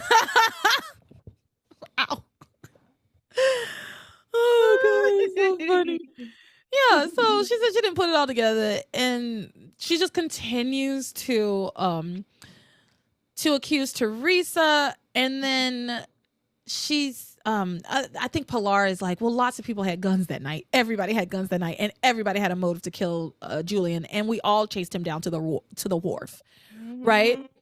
But again, she keeps accusing Theresa, and Pilar says, you know what? Shut your wicked mouth, Rebecca, which I loved. Shut your wicked mouth, Rebecca. And she tells her, you're just jealous because my daughter has a title that you so desperately want for yourself, Mrs. Julian Crane, though I can't figure out for the life of me why anybody would want that title. I love that little dig right there at the end. And then Ethan speaks up saying, you know, I know in my heart that Theresa is innocent, and if charges are pressed, then I will represent her myself. And then we just rehash all of things, what happened in Bermuda and why Theresa would be upset with Julian. But we also get Rebecca's version of events where that Julian told her that Theresa had thrown herself at him, and that she was just she calls her a money grubbing little slut. And that's when Pilar slaps the shit out of her. Woo, that slap was heard around the world. I loved it. It reverberated through the restaurant for sure. It sent shockwaves. It was funny. I was reading the comments on that video, and somebody was like, I just love when Pilar gets upset because she just starts slapping everybody. Listen, when Pilar finally does get activated, it is so great. I love to see active Pilar, not passive Pilar, because she's so passive all the time. But you don't want that bitch to be activated, because she's slapping everybody.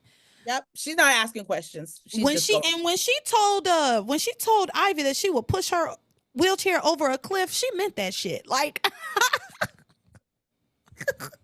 she meant that. She is really, when she is activated, she is about that business for sure. She does not, she throws hands. Yeah. She throws hands. Wild. Like, oh gosh, it's so beautiful. It's so beautiful. And part of me wonders if they wrote, because you don't ever really see anybody slapping Pilar. You see Pilar slapping Rebecca like a lot, right? Yeah, Rebecca a lot, Ivy occasionally. Yeah. Her children every once in a while. Yeah. And so part of me wonders if they had her slapping Rebecca so much as a way to try and make it okay, all the racist things that they have Rebecca saying, right? And so the audience can feel better about the fact that Rebecca is saying racist things, because at some point she's going to get slapped by Pilar. Right.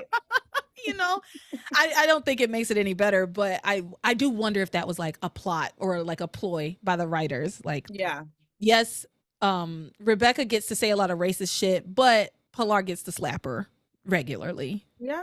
And that's the trade-off. I feel like she definitely appreciates it. Yeah. So she slapped her. She slapped her and said, keep my daughter's name out your motherfucking mouth, bitch. Okay? She said, keep. And then you see Miguel like, no, mama, come on, stop. It's okay. Like, don't do that. She said, my daughter's a good girl, unlike you, you scheming witch. And Tabitha's like, whoa, be careful who you calling a witch. Like, even Tabitha doesn't want to be associated with Rebecca. Yeah. She's like, we don't do those things. No, we do I'm a stuff, witch. but not that. Yeah, I'm a witch, and even we don't claim her. We do not claim her. But Rebecca just keeps doubling down on her allegations against Theresa. And then Pilar says, the same thing. Why didn't you come forward sooner? She says she just put it all together. And then Sam does what passes for questioning in harmony of Rebecca. And she just says she saw Theresa going into the cannery and all of that with the gun. Then Pilar says everybody had a gun, everybody had a motive, including you, Rebecca. And she said, in fact, didn't they find that you had a bullet missing from your gun last time? Well, isn't that true? And Rebecca says, well, I didn't kill Julian. Why would I?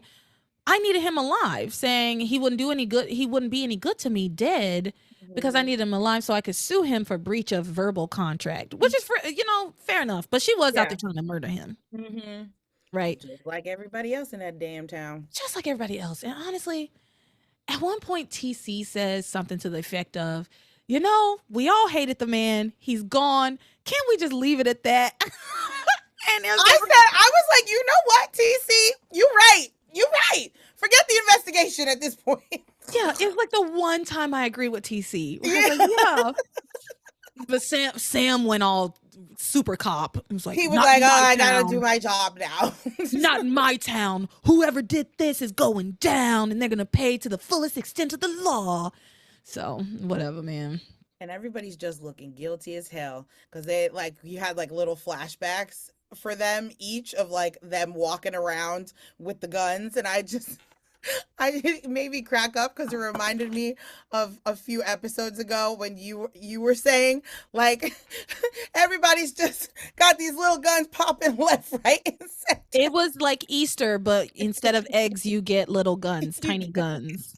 Yeah, everybody had a tiny gun. It was crazy, and everybody had the exact same tiny gun. It's crazy. So yeah, which is such an interesting part of the case. If I were Sam and I'm investigating this, it's like, yeah, why did everybody have a gun? Where did y'all get your guns from? Right? Yeah. He's not doing a very good investigation. So anyway, Rebecca just keeps saying, Theresa had the most motive and whatever. Gwen pulls her mother to the side and is upset with her, saying, this little tactic is only going to push Ethan closer to Theresa. He's already talking about being her lawyer, if you push this further. And she tells her, you need to knock it off. And Rebecca says, I don't know if Theresa killed Julian or not. So that begs the question, what did Zombie Charity tell that woman, Rebecca, in the bathroom? Because she came right out of the bathroom and accused Theresa outright. So I assumed that he told her Theresa's the one that did it. But now she's saying, well, I don't know if she did it or not. I guess maybe because she thinks maybe she was hallucinating. I guess that could be it. I guess. Yeah, I guess so. I'm not sure. But if that's the case, why even say this? Why even bring it up? I guess just to ruin Theresa. Just to put. Yeah, I mean, at the end of the day, that's to put some doubt. Okay, Theresa just embarrassed you in front of this whole restaurant, saying that she's, Mrs. Julian Crane, and you're not. So she saw it, I guess, as a way to be like, all right, if you're gonna do that, well, let me just, try and take that away from you. Yeah.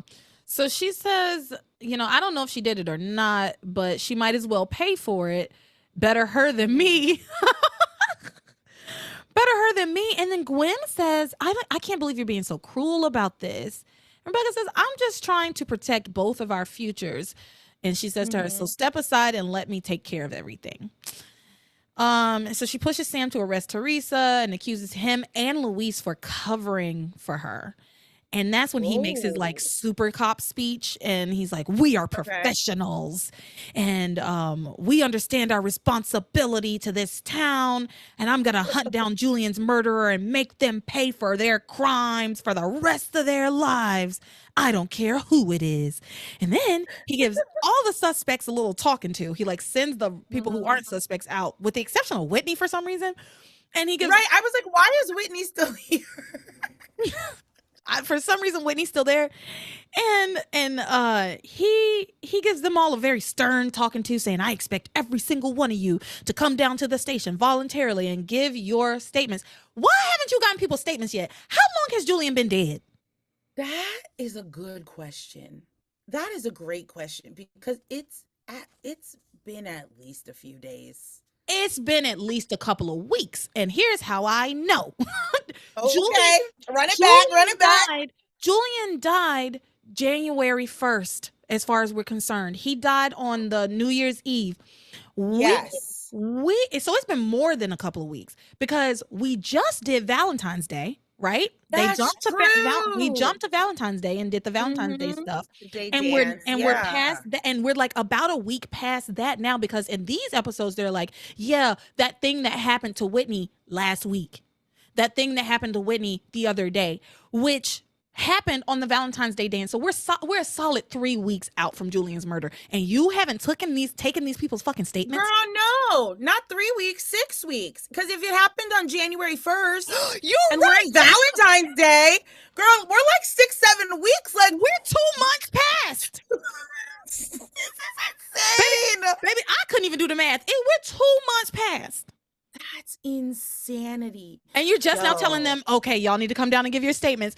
Why are you trying to pretend like you Mr. Good Cop? You should have just let what TC said ride and say, you know what, you're right. We all hated him. Let's let it go. Like, it doesn't leave this room. Because aren't you, like, as a police officer, in like breach of your responsibilities? Like, what happened to the first 48? Like, what happened? Like, you were supposed to be getting stuff done. What has been happening the last 6 weeks? Like, what other crimes are bigger than this in the town of Harmony? It's been weeks, almost 2 full months. It's like March at this point, okay? Almost, yeah. So yeah, he's been extremely and unbelievably neglectful in his job. So the fact that he's like giving them all this like stern talking to and saying, acting like he's Mr. Good Cop and he's, not in my town. Apparently so. Apparently, yes, in your town. Apparently, this is the perfect place to commit murders. You will always get away with it. Oh. And R.I.P. to Crystal. I will always come back to Crystal and how they were like, she deserved it because she had some cocaine in her bag. Poor Crystal. Like, it wasn't even hers. Literally, poor Crystal. Man. Bless her heart. So they be doing the black people in this show dirty. Well, Crystal was white. Was she? Yeah.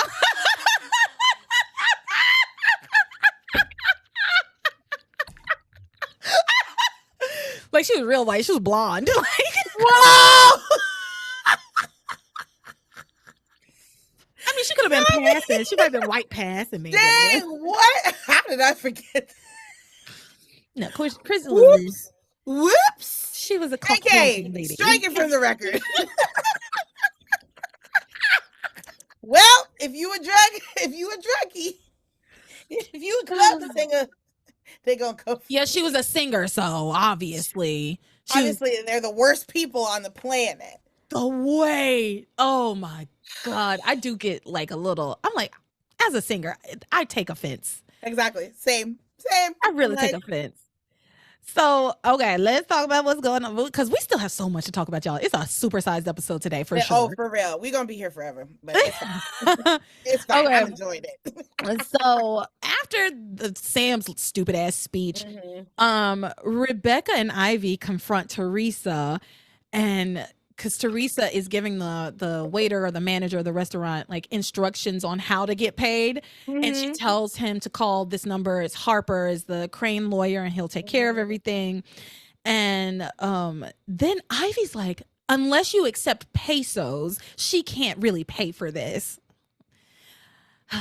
Oh, Ivy. Oh, Ivy. And so then Ivy and Rebecca both just promise retribution to Theresa for everything that's been going on tonight. They say, you're going to pay for this. You're not really the real Mrs. Crane. And then Theresa's like, well, okay, if you're the real Mrs. Crane, why don't you pay it with your Crane credit card? To Rebecca, and Rebecca's like, I don't have one. And then she says to Ivy, well, if you're the real Mrs. Crane, why don't you pay it on your Crane account? And Ivy's like, I can't. So and then Teresa's like, so it sounds like neither one of you can pay as Mrs. Crane, but I can because I am the one and only Mrs. Julian Crane. And so wait, what? I said ate him up with that one. She really did. She really did. Then they go off to plot against her some more. Whitney walks over to Theresa and questions her tactics, saying like, if you think this is going to get Ethan back, I don't see how, right?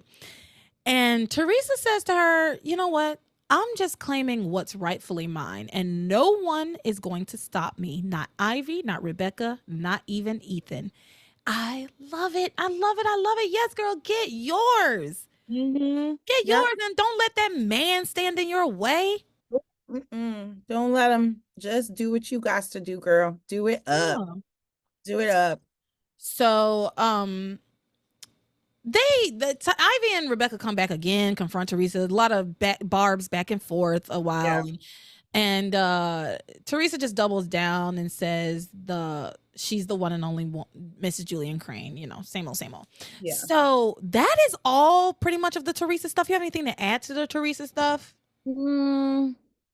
No, I feel like we got everything. Okay. Yeah. So now let's talk about Chad and Whitney. Okay.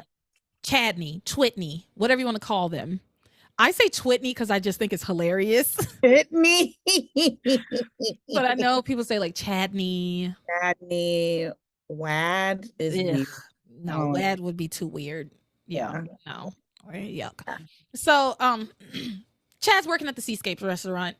Right, he's the DJ. Proud of our boy. I'm proud of my boy. I'm so proud. He got a job. He got a job. He got a third job. This is his third or fourth job. He has a ton of jobs. He's like, I got book cafe, DJing at the dances for the youth center, and now he's working at the Seascape. And I think he probably does some other stuff too, you know, here and there. I mean, he probably works at the cannery too. We just haven't seen it. Yeah, he's a hard working young man, and I love it for him. I hate that he has to work so hard to like gain these people's approval, and that he wants it. I wouldn't want it anymore if I were him, but he's young and he has never had anybody in his life who cared about him really. So it would be hard to kind of let that go. If you never had it, then you finally get it for a little bit and then it's snatched away from you, right?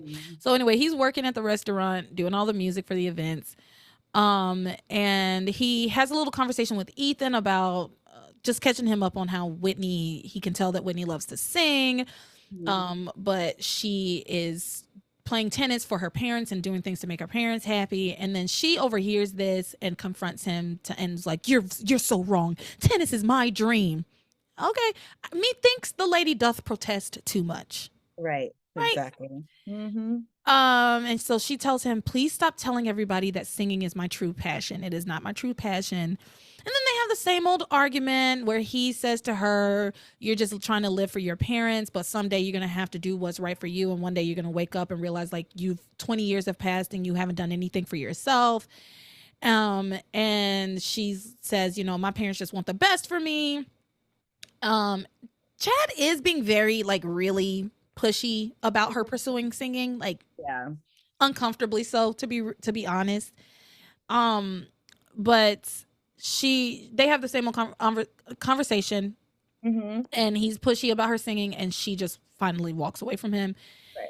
And then Whitney's parents are just like talking shit about Chad at the table, and renew their order to the girls to stay away from him, and just talking about like what were you doing talking to him? He's bad news, whatever.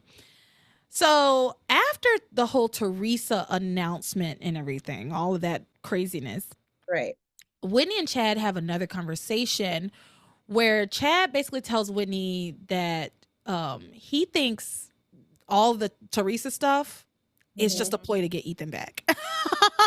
And he's so dead on. He's so smart. So right. He's a genius. I was like, who? And Whitney's like, no, why would she ever do that? And I'm like, girl, you say you're her best friend and you can't see this? Okay. Yeah.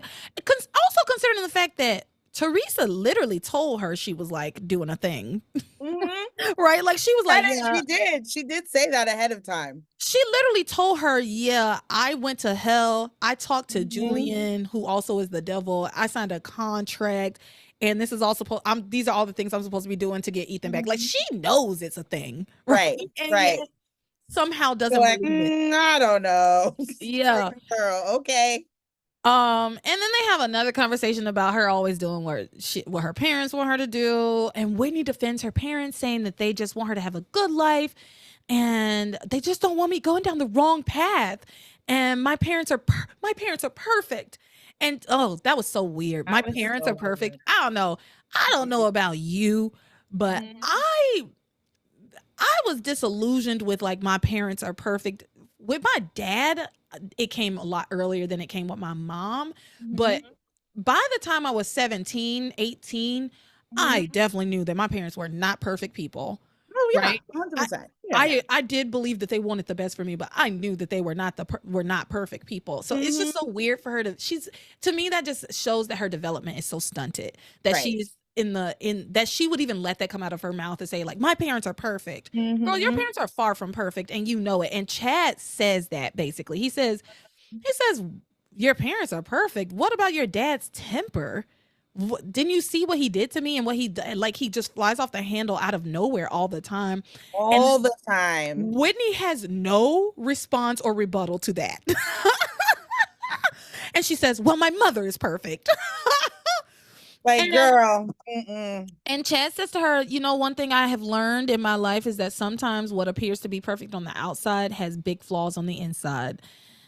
Uh, and Yeah. I mean, the things we know about both TC and Eve, they are far from perfect. I mean, TC's not even hiding his imperfections, right? Yes, this woman, Eve, is putting on a persona that she's like Right. perfect. And she is aware of that. She knows Right.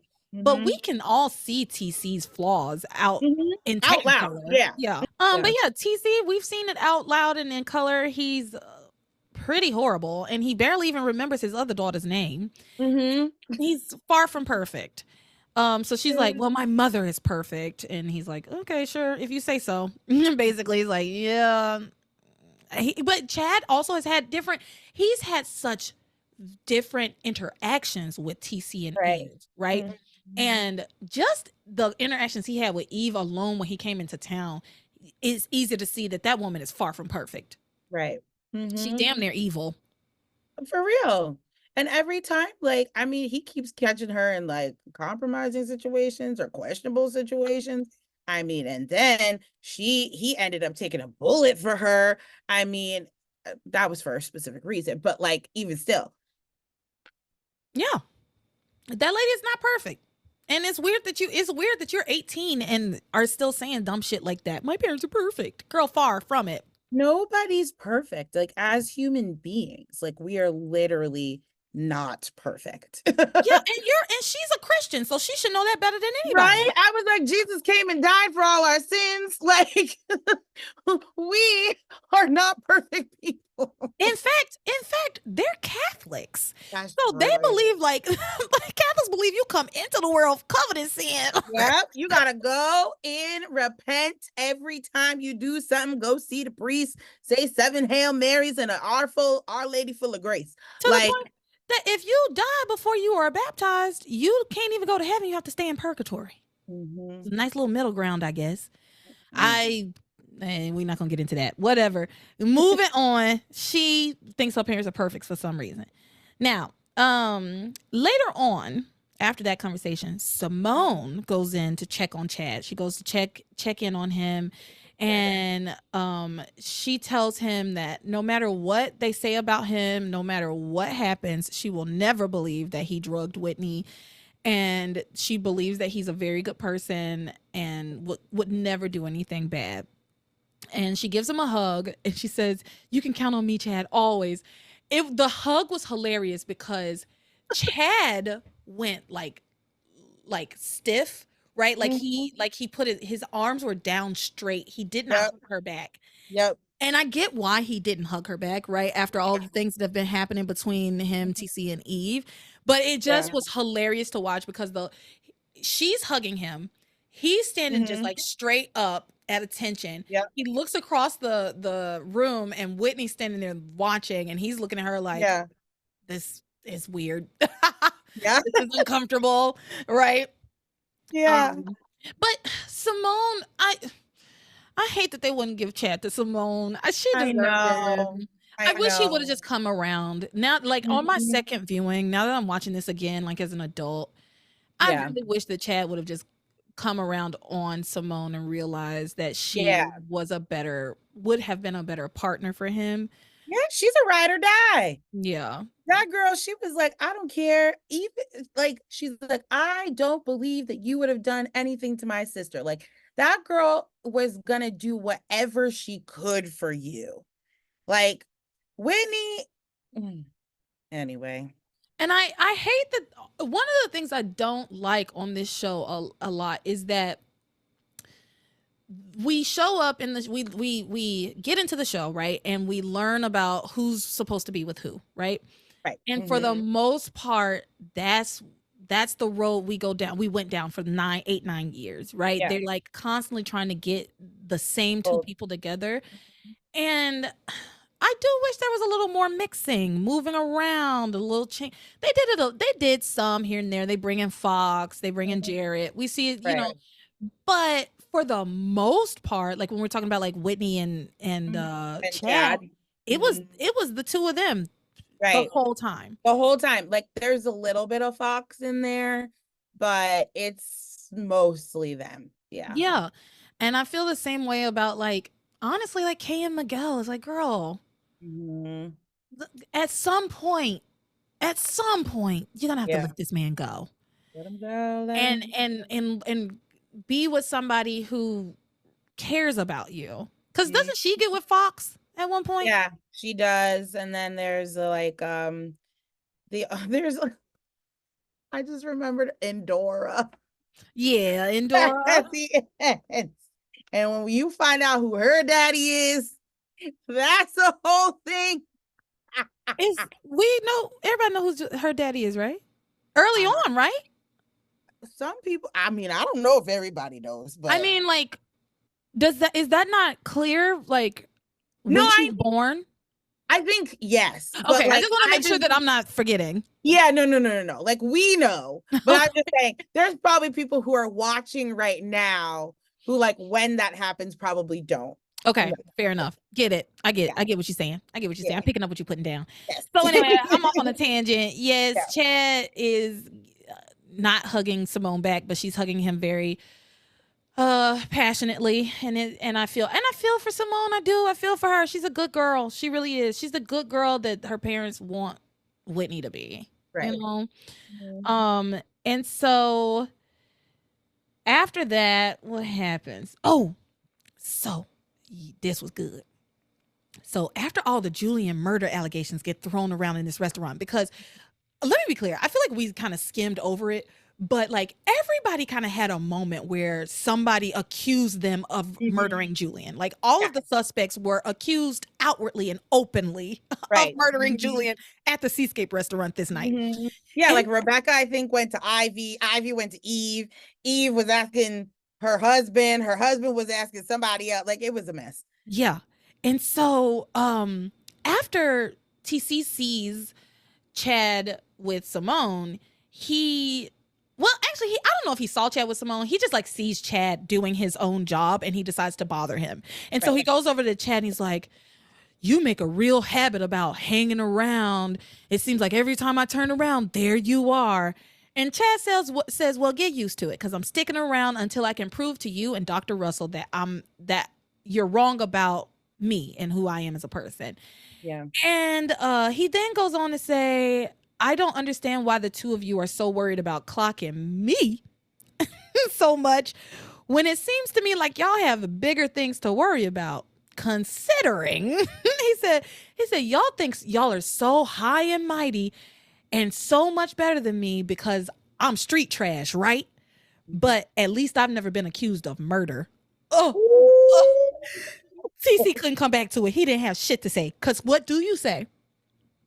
What do you say? were out there carrying a gun, saying you were ready to murder Julian. Because he looks at him and says, so where were you the night that Julian was murdered? He couldn't say shit. Nothing, not a word. Nothing. It incriminate him. Yes. So I love that. Oh, I love seeing Chad just like tell them the truth, and it's not even like mean, it's not nasty, it's just the facts, because they say a lot of mean, nasty things about him that they have made that are like assumptions, are not true at all, and it's just based on his background. And he's telling them, well, I've never been accused of murder, but you have, and you don't have a plausible like alibi either, right? And you had a gun that night too. But I'm the trash, I'm the street trash. And so he, at one point, he tries to give Whitney some CDs. It's like, leave this girl alone. Just leave her alone. Catch a clue. Yeah, leave her alone. She doesn't want them. She tells him, I'm happy with my life, thank you. And then later, Chad has a conversation with Dr. Russell, and it's like, Dr. Russell, why do you hate music so much? I was laughing so hard. I was like, oh my God. Yeah. He like confronts her and it's like, why do you hate music? Music is the food of life. Haven't you heard? Or don't you know? No, he, oh my God. I hope, can you hear? You probably can't hear. Okay. Okay, good. So my neighborhood is heavily Caribbean and heavily Orthodox Jew. Like, it's okay. I know. That's an interesting combination. And it's interesting because like there's like, I kind of live on the corner of where like the Caribbean portion kind of stops and the Jewish portion kind of starts.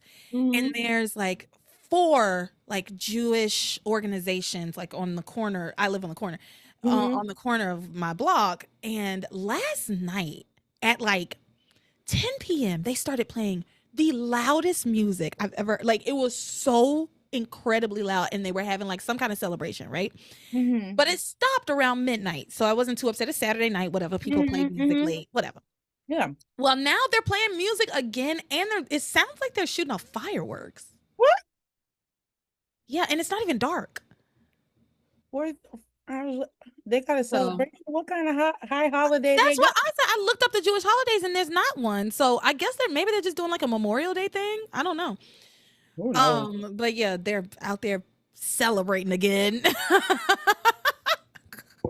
Last week it was the Haitians, and this week it's the Jewish, the Orthodox Jewish people. The Jewish people. Yeah. Okay, so anyway, if you hear a lot of noise, that's what it is. Okay, so he confronts her. Why do you hate music, Dr. Russell? Why do you hate music so much? And she's like, I don't hate music. And then he confronts her with the tape. He's like, then why'd you trash this tape? And she's like, it just wasn't to my taste. He's like, but you lied to me. You said you wanted it because you liked the lady's voice. And she was like, well, it was just ruining the mood. And then she's like, I don't have to explain anything to you, which I'm with her, honestly. I'm like, you gave me the tape. I trashed it. Exactly. What I did with it after that is not your business. Right.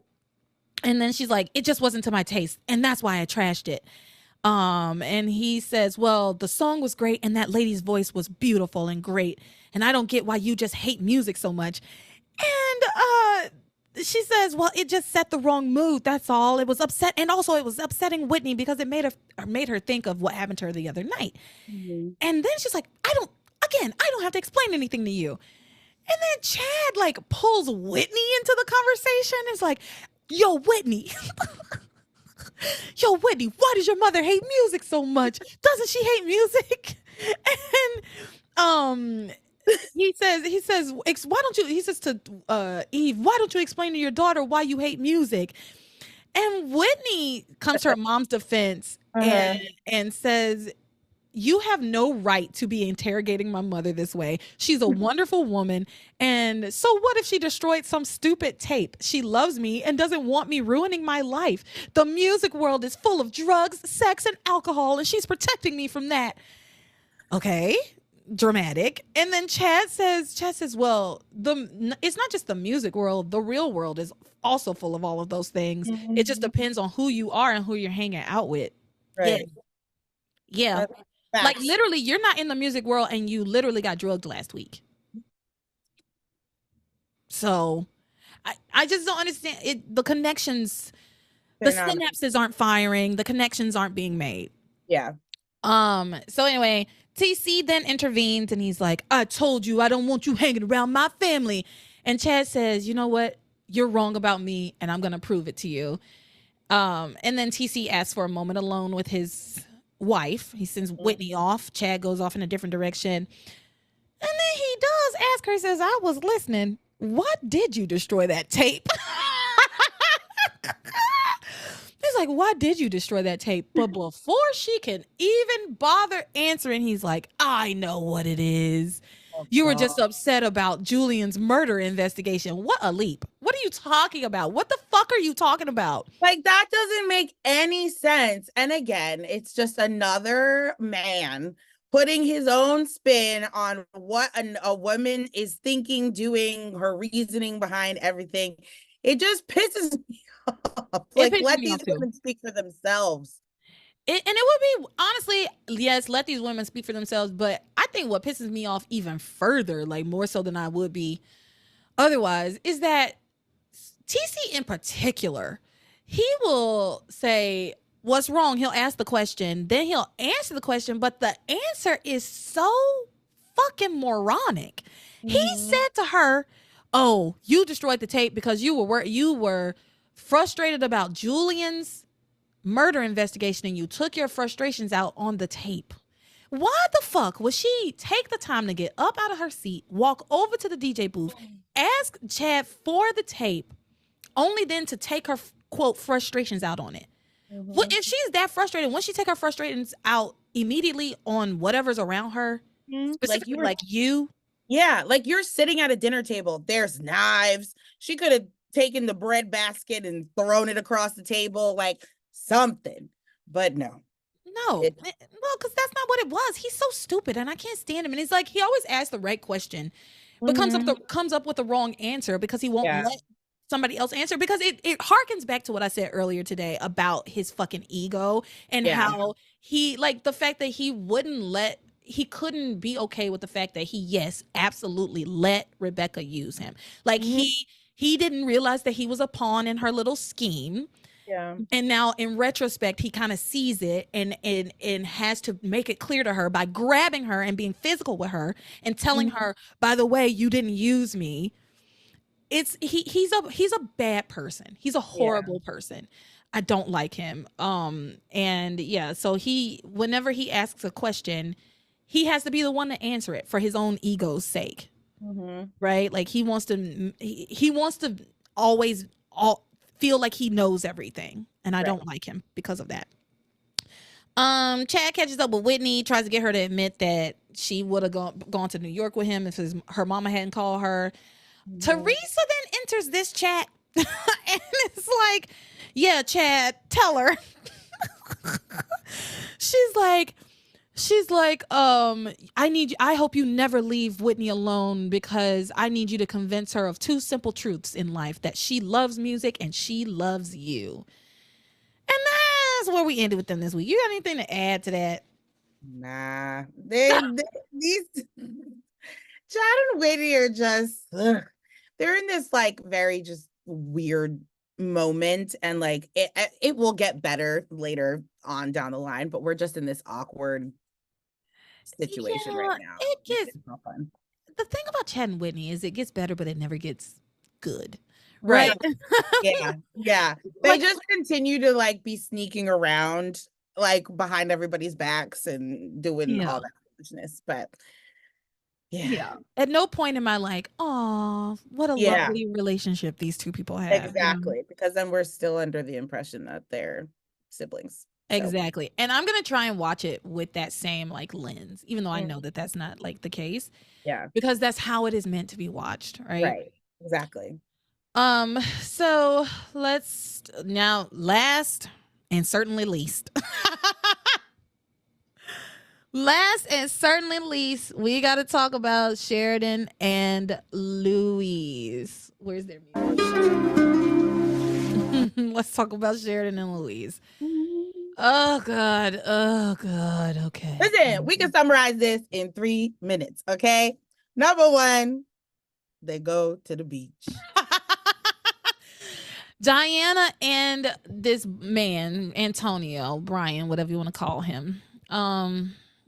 Let's talk about it. Remember last week, we learned that Diana can't walk and carry a tray at the same time.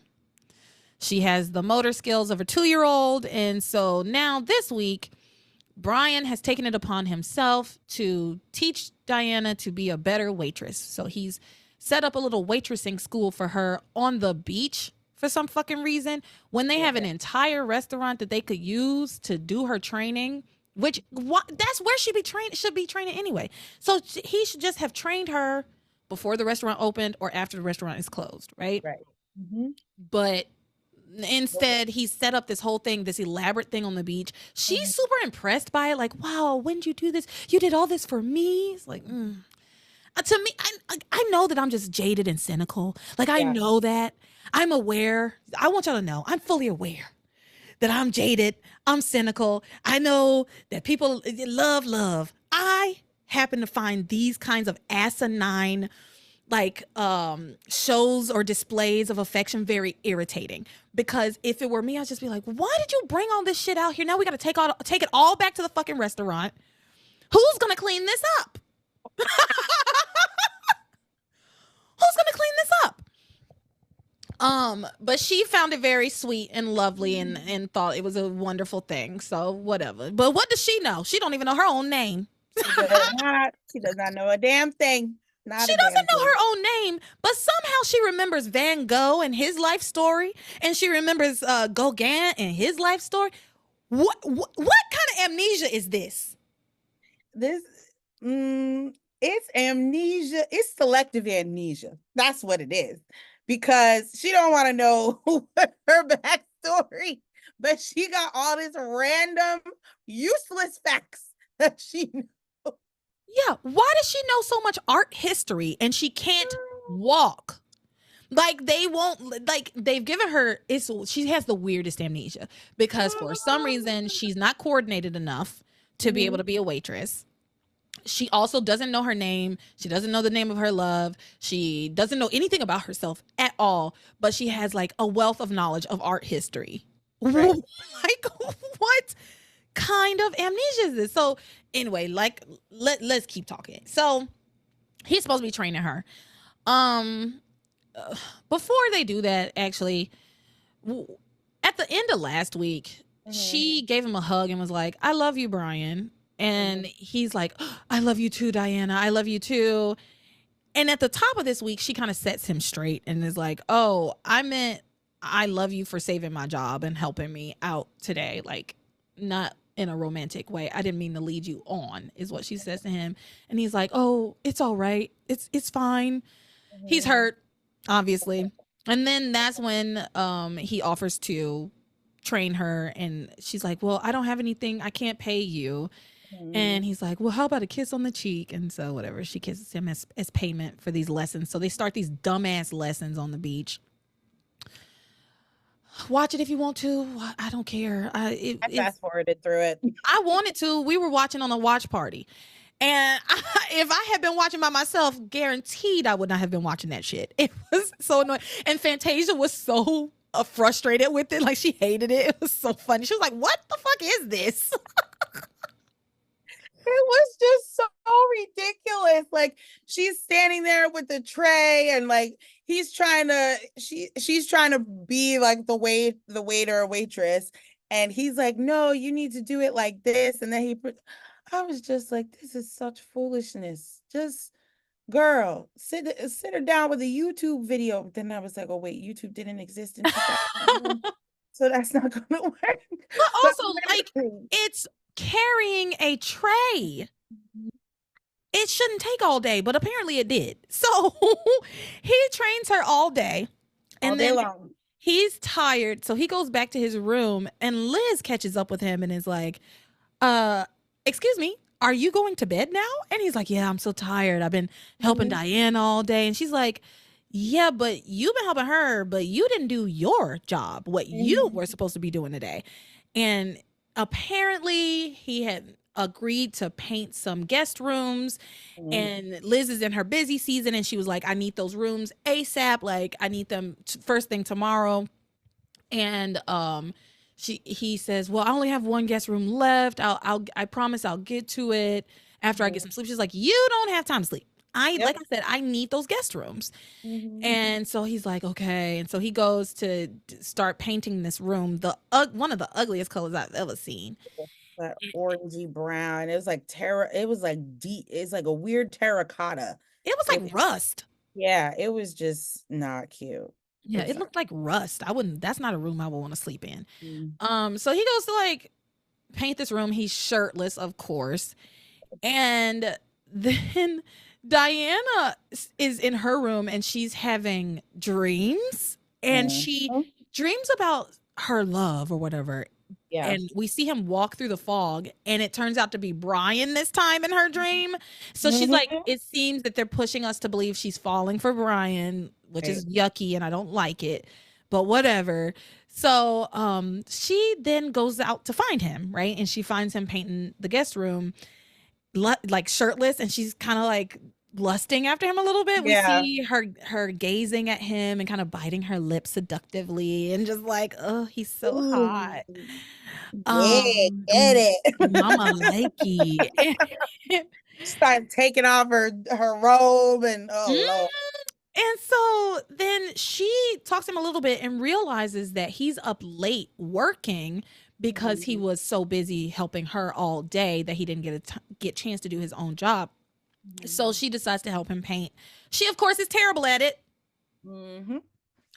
She's terrible at it. I hate how stupid they made her. I hate. She didn't do anything. Like, literally nothing. This woman, pre-amnesia, could fly a plane. Yep. She spoke several languages. And now she can't paint a wall. It makes no sense. Why were they, can we just talk, because this irritated me. Why were they painting these big spaces of wall with small hand paintbrushes? Like, get a roller. We would have been done with this room in literally 20 minutes. Yeah. Tiny paintbrushes. Tiny paintbrushes. So, of course, I think y'all probably all know exactly where this is going. They're painting the room. She's bad at it. Somehow paint starts to splash, and they have a little paint fight in this guest room. They're having a little paint fight, and they get paint all over each other. To some people, it may be cute. To me, I was disgusted. I was disgusted. It wasn't like they were fighting with like chocolate fondue. Like, we are paint. Like, this is paint for the wall. Like, listen, I don't have a problem with the substance. I just have a problem with the people doing it. I don't have a problem with the substance. Like, I think this could have been cute between Sheridan and Louise. I think it could have been cute. Yeah. I think it would have been cute between Theresa and Ethan. Hell, I even think it could have been cute between Ethan and Gwen. These two, though, disgusted. I was disgusted. I was like, how dare Passions try to force me to ship these two people? How dare you? They don't belong together. And you have made that abundantly clear. That's my problem with Passions. Yeah. Y'all are the ones who made it fucking clear to us that these two people do not belong together. So stop it. Stop it. Stop it. And so, cause like I could get down with it if time passed and it just very, very naturally became like, he's there, she's there, they've been friends for a long time, and they kind of fall in love. But doing all of this like romantic meet cute kind of stuff, like romantic comedy stuff, does not do it for me. It doesn't do it for me, just because by virtue of these two people, like by virtue of, and it's not even Sheridan, it's Diana. It's Diana. Right? That lady is not Sheridan. That lady is Diana. Yeah, and I don't like Diana very much. I don't like her at all. She's boring. She's boring and annoying. She's so annoying. Ugh. Why don't you know how to paint a wall? Like common sense.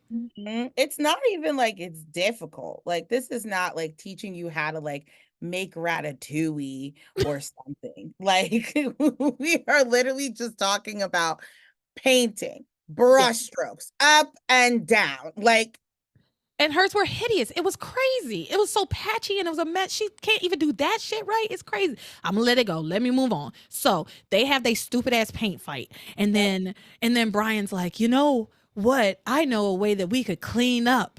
And then they go to the beach and they go out into the water and they like rinse off in the water and have a little, frolic around on the beach. And then they sit out on the beach for a while and talk about Van Gogh and Gauguin and whatever. Like I said, apparently she has like a wealth of knowledge around art history. And right. she's just talking about how like I'm sure Van Gogh was a miserable man, da da da. She's like, whatever, girl. So then something about her being cold and him starting a fire and she misunderstands he means a bonfire. Like literally that's what my note says. Like That's literally what it was. That's literally what it was. something about her being cold and he says something about a fire, lighting a fire. Let me warm you up. I know exactly what you need to warm me up. Yeah. And she thinks he's like coming on to her and she kind of is into it a little bit, but he's like, what did you think I was talking about? I'm talking about starting a bonfire. So he builds a fire. And then Diane tells him, you must be so tired from helping me all day. And he's like, I can't afford to be tired. You can't afford to do anything, sir. Actually, if we're being honest, you're broke. You're so broke. You can't afford to do anything. And you're right. You can't afford to be tired. You really can't afford to be on this beach right now. You really should be doing your fucking job. Yep. And then she tells him to take a nap and she'll wake him up in plenty of time to finish the room before the next day. And then at that point, he is like, are you sure? Okay. And he lays down to take a nap. Which just mirrors an interaction they had last week where he told her to take a nap and then he goes and does her job. So that's what she did this time. She told him to take a nap and she goes off to do his job and she goes and she paints the rest of the room because apparently now she knows how to paint. Yep. She figured it out. All she needed was a paint fight and then she was good to go. All she needed, this might not be fair to Diana, but seems to me like maybe because she had Brian was there and he was like her audience, right? Like she was like, it was a performance for Brian in a way. That might not be charitable enough to Sheridan. I mean, to Diana, because I got to call this lady Diana. This lady is not Sheridan. But yeah, she apparently has figured out how to paint. Good for her, I guess. And he wakes up, he sees that she has painted the whole room and he thanks her for it. And then they do another thing with the paint. They make each other messy again with the paint. So they go back to the beach and they get in the water again. And then they get out the water again. And they start having conversations again. But this conversation was actually kind of important. Diana questions him about harmony and how he was run out of harmony and by whom. And Antonio or Brian is like, doesn't matter. You would never know who it is anyway, so you don't need to know their name. And honestly, if he said Julian Crane, I feel like she wouldn't recognize it because she saw her own name, Sheridan Crane, and didn't recognize it. Yeah. So I feel like at this point they could just say it. She doesn't know anything. Right. And so he's like, so I'm not going to tell you about that. But then she questions him about his relationship with Liz. And she's like, yeah, I can tell that there's like some weirdness between you and Liz and that you two used to share an intimate relationship. Like I can tell. And he says, Liz and I broke up because to me, our relationship was never that serious. And at the time I didn't believe in having a serious relationship. And then he goes on to talk about like, all of these women who have come and gone from the island and how he's been like fucking all of them, right? Basically he tells us, the audience, what we already knew, which is that he's a gigolo, right? Yeah, he was the Patrick Swayze in Dirty Dancing. Exactly. Yeah. Exactly. And so then he says, I know why you're asking me about my past relationships. It's because you want a relationship with me, isn't it, Diana? And you're right. I do want a relationship with you. Why don't we just skip all of the dating stuff and get right into a relationship? In fact, why don't we get on a plane right now and go to Bermuda and get married? And she stops him like, oh, whoa, whoa, whoa. And he's like, I was just kidding. I'm just joking. He was not joking though, because if she had said yes, he would have done it. He would have done it. He would have been like, let's go. Let's pack a picnic basket and let's go to Bermuda. Like, Yeah. what? Yeah, he absolutely would have done it. It didn't, because honestly, it did start getting ridiculous, but it was definitely coming from a real place. Oh, yeah. An honest place. 100%. And so he like walks away for a few seconds and comes back playing a guitar. Get the fuck out of here. Go away. Be so fucking for real. He comes back playing a guitar. And you know what it reminded me of? You saw Barbie movie? Yeah. Okay. You know, I wanna push you around. Well, I will. All the guys just like on the beach playing guitar at those women. Marry that. She was being held hostage. She was being held hostage by his stupid guitar playing. And like that's basically where we leave it with them. She says something about like, wow, you're really spontaneous. He's like, I guess I just have a spontaneous gene. And then he kisses her. They kiss. So that's where we kind of leave it with them. And now when you talk about Luis, sweet Luis, with his terrible friends, Ooh, Hank.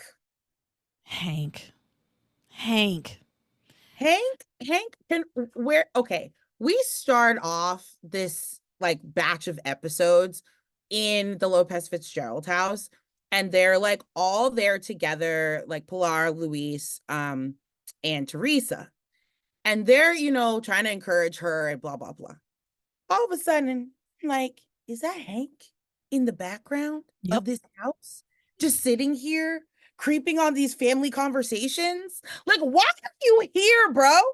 Yeah. Get out. Like, get out. Go away. Go away.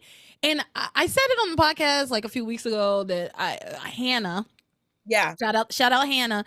Had talked about watching these episodes with the understanding that like Hank is in love with Luis. And when you watch it through that lens, it really it's actually kind of like scary. Funny. Like he seems like a stalker. He seems like a psycho stalker. But it is more dynamic than just like having this horrible pushy friend who can't mind his own fucking business. Right. So let's talk about poor Luis. What you gonna do? Poor thing. So at the Seascape restaurant, that's like my first Luis note. Is that right? Well, he was intertwined technically, like with Theresa and stuff.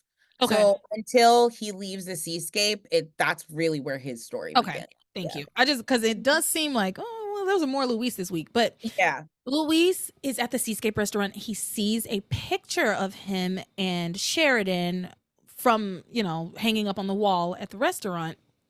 And he reminisces about how good of a time it was. And then Hank kind of tells him, it was a good time, but those times are over. Why is he so mean about it? I don't get why he's so mean about it. It has no tact. I don't know. I'm like, it's just so funny. Like in my culture, right? Like mourning is like a thing. Like we don't just like, if somebody's talking to you about moving on before a year, like that is unheard of. So like for literally Sheridan to be dead for maybe like 6 months or something, and you're already like, get over it, Luis, get on to somebody else. Like, bro, what you have for this to be like your so-called best friend, like you have no respect for him. None whatsoever. None. And it makes me sick. You're absolutely right. And I agree. Like, I think I said that last week that I wouldn't, if I died Mhm. And my significant other, we were supposed to be married. We were together for a long time or whatever. If they moved on in less than a year, I'm coming back to haunt you for sure. For Mhm. sure. Mhm. Less than a year? And again, we talked about this. Grief like that doesn't just go away. And Mm. dealing with grief, you don't ever get over it. Right. It You just live with it. oh, yeah. You live with it. And it changes shape, it changes Right. form, but Mhm. it's constantly there. There. Yeah. And to have somebody in your life who's supposed to be like one of the closest people to you to be shaming you about Mhm. the way you are grieving has to be one of the most disgusting things, right? Hank, I really cannot stand Hank. Yeah. I really don't like him at all. And he's being so pushy. And actually, we're going to get there. So he tells Louise, those times are over, but you're going to be happy again. And then Beth shows up. And why does Beth show up? Beth shows up because Hank invited her to come and hang out with Luis and Hank at the seascape. He was like, "Oh, I just thought, after she got off her shift, it'd be great. We could come hang out, grab a beer, and just chill." Also, the Seascape restaurant, as I said earlier, and as has been reported to me from this show over and over again, is one of the nicest places in town. Why would you come here to have a beer? Nope. You could have gone down to the Lobster Shack. You could have gone down to I don't know, the Book Cafe. You could have gone down to anywhere at this point. Yeah, Somewhere. The Lopez Fitzgerald house. Like, it's just not a place where you kick back and have a beer, but whatever. So she shows up. She's really excited to see them. And Louise is like, "Oh man, Beth, I didn't know you were coming. I actually have to go out on patrol. Like, I have to work." And so he leaves. She's super disappointed. She says to him, "Well, thanks for trying, Hank." And Hank's like, that guy. Like, he had to work. You didn't ask him. You didn't check in with him on what his schedule was. So why are you upset with him? Like, he's blowing Beth off. He's not blowing Beth off. He has to go to work. Right. Not that he Talk does. to your friend, like you would have known, and then could have figured this out another day. Yes. So then Hank catches up with Luis while Luis is out on patrol, and he's out on the pier. And instead of just leaving this man alone, he asks him, "Yo, is everything all right?" No! Kind of question is that? Hey, hey man, is everything all right? Everything's so far from right. Are you kidding? Have you not been listening to in the conversations we've been having? Where I keep telling you I lost the love of my life, and then also, just not to mention, just last week or the week before, I thought I had found her and gotten her back, and I like went through that whole thing, and like it really, if I was close to starting to get past this or move on, it renewed and created a new wound for me to grieve, right? But Hank doesn't see it that way, right? So he's like, "Hey man, is everything all right?" And he just starts giving him a hard time again about like Sheridan. And Luis says, "I'm trying to move on with my life, but it's just not that easy." Yeah. It's just not that easy. I really feel bad for Luis. I feel so bad for Luis. He doesn't have any support. None. And then Hank presses Luis some more, and he's so pushy. He's so pushy, specifically about him getting back together with Beth. Like, he's mentioned it multiple times, and this time it feels like he has decided to kind of escalate his tactics, right? Because before it was kind of like in passing, like, "Well, Beth's a pretty good girl, like right?" But this time he's like, "You need to move on with your life, and you need to move on with Beth. The two of you were going to get married, and then you broke up with her because you wanted to take care of your family, and now you're saying you can't be with her again because of the things that are going on with Theresa, but it's not fair to you. Like, you need to move on with Beth. Beth still cares for you a lot." And Luis says to him, "I don't want to hurt her. I already told you that." And he says, "I like her, but I don't want to get involved in something if I can't finish it." Yes. Makes sense. because Luis is thinking like a mature, grown Mhm. person. Yeah. And I don't know what Hank's thinking, like a donkey. I don't know. Hank's thinking like a thief. Yeah, he's thinking like the dumb criminal he is. Mhm. And so he says, "Yeah, I don't want to get in something if I can't finish it." And he says, Hank's like, "You're just thinking so negatively about things." And Luis is like, "Yes, exactly. Yes, that's where my mind is. I'm thinking very negatively about things, Yeah. and I wish I could think positively about things, but right now I can't. Things are a little dark." Things are rough for me. Like, leave me alone. And so he says, "I don't want to get into a relationship until I can think positively." And Hank's like, "That's just about the worst thing you can do." Whatever, you dumb Man, rock of a man. He is a boulder of a man. it really is. It's terrible. Chiseled like one. I mean, he's a good looking man. He is good looking. That is true. It's the only thing he has going for him because nothing is going on Nothing, upstairs. y'all. Nothing. Nothing. Not a Nothing. damn thing. Tumbleweeds through that man's brain. I feel like he must have the smoothest brain, right? Like he has a brain as smooth as a bowling ball. Okay, Oh my no wrinkles, no God. nothing in his brain. He says, "That's just about the worst thing you can do, Luis." And Luis finally is like, "No, the worst thing you can do is interfere with a police officer while he's on duty. So leave me alone." And he walks away to finish his shift. And then when Luis leaves, Hank says to himself, he's like, "What you need, Officer Lopez Fitzgerald, is a good push in the right direction." So you know what this man does? He goes and commits a felony. I Can't stand him. I just can't stand this man. It's probably not a felony. It's probably a misdemeanor, but Yeah. still. Either way, he commits a crime. So Luis hears an alarm and it's coming from the book cafe. So he goes to check out the alarm at the book cafe. And then he sees like a shadowy figure like running down the stairs and he tackles them to the ground. It turns out to be Beth dressed as a burglar. I don't know why she's dressed like that. Straight up burglar. Like full on black hat, all dressed in black. Like literally, I was like, all she's missing is the ski mask. Like she was Cartoon definitely burglar. Yep. And she was like, "Oh, I was up in the storeroom." I was like, "Girl, you sure you weren't stealing from in there?" Because She I looked know like you work here, but yeah, she looked like she was pulling off a diamond heist. literally, I was like, why's she dressed like this? I was like, maybe there was like a diamond. Like, I've been watching too many of these crime shows on Hulu, but I was like, maybe she was up in the storeroom because the storeroom on the other side is connected to the vault of the bank. Mhm, And she's yeah. trying to break it. Maybe, could be. You never know.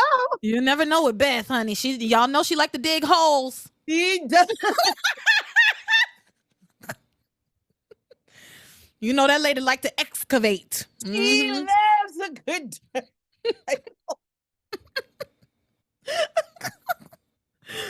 Okay. Oh, So, Lordy. so yeah, he tackles her, realizes it's Beth, and she explains that she was there checking out because she got a call from the alarm company, and so she was like checking things out, and then she heard a noise, which was Louise, and she thought it might have been the burglar, so she was trying to run out and get away, which Right. makes plenty of sense.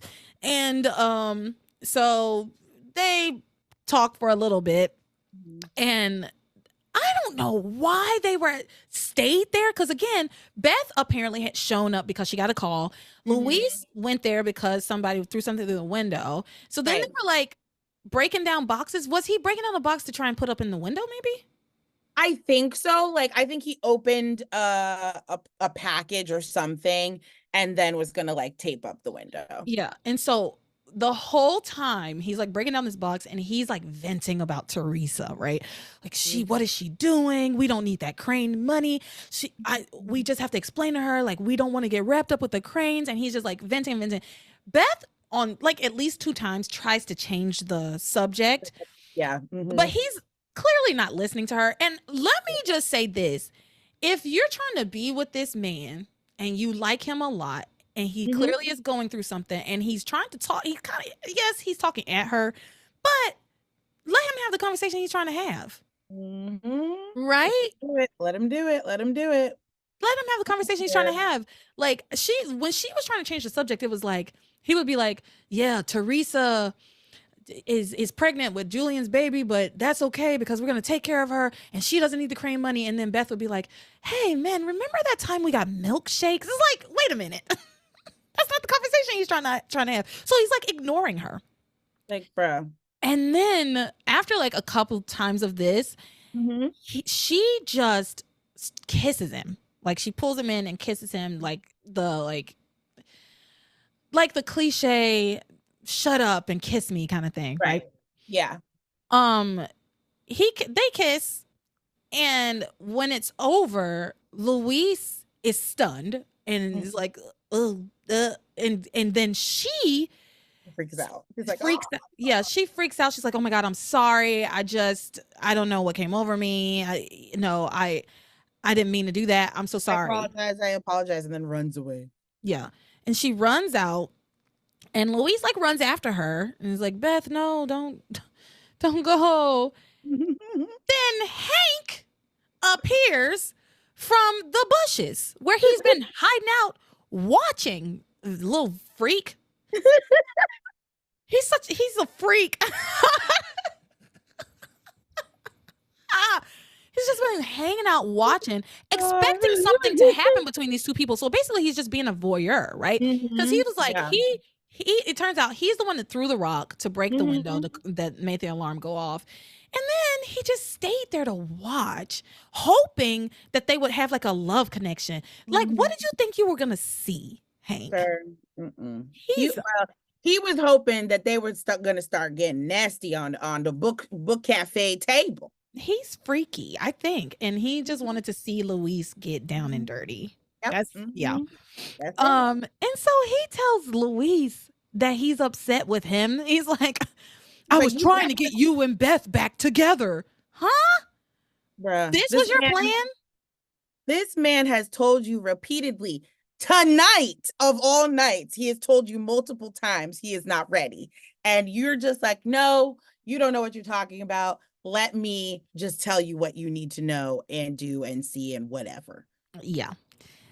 But he didn't listen, and he did this instead. So he tells him, I was just trying to help you and Beth get back on track. And he's like, you're being a fool. And Luis tells Hank, please stop trying to play Cupid. And Hank says, I just don't want you to blow your chance with Beth. And he's like, and you need to be the realist that you want Theresa to be. You want her to be a realist, and you need to be a realist too. And Luis is like, I hear what you're saying, but I'm not sure that I'm ready to move on with Beth or any other woman. He's like, there's some things I need to work out and work through. Absolutely. 100%. And Hank tells him, you need to let loose and be more spontaneous in life, like Antonio. Why would you bring up Antonio at a time like this? You know that man has a sore spot when it comes to his brother. Hank is a horrible friend. Literally terrible friend. And Hank's like, well, I'm different from Antonio. I'm not one to just get up and leave my family behind. He says, I'm responsible, I'm careful, and I'm under control. And Hank's like, well, sometimes you need to throw caution to the wind and you need to try and be more spontaneous. So Luis, because his brain is all addled, right, with grief, he's not thinking straight. The man is not thinking straight, and he's trying to think straight, but he has Hank, who has a smooth bowling ball of a brain, telling him constantly, like, you need to be more spontaneous. You need to be with Beth. You need to be with Beth. He goes over to Beth's house. He knocks on the door, and he asks her to have dinner with him tomorrow night. He's like, will you please have dinner with me tomorrow night? She says no. She says, I know you're just asking me out because you pity me and you feel bad about what happened. And he's like, no, I really genuinely want to have dinner with you tomorrow night. And she's like, okay, sure. Yes.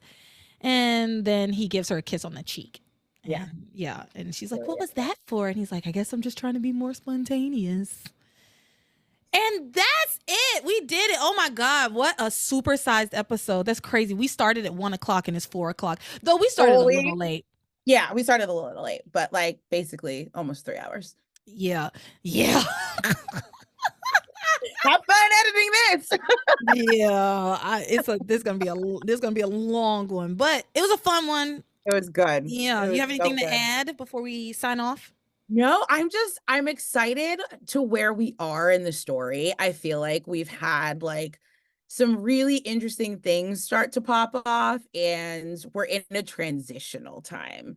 So I'm excited to kind of see where we go with this. Like, yeah, beginnings of Beth and Louise. We've got Theresa in her Mrs. Crane era. Like, it's about like things are popping off. Like, it's gonna be fun. It's gonna be fun. And especially even too, like watching Ivy and Rebecca like squirm. That is gonna be really, really fun to watch. So I'm excited for the next few months of chaos. Me too. Me too.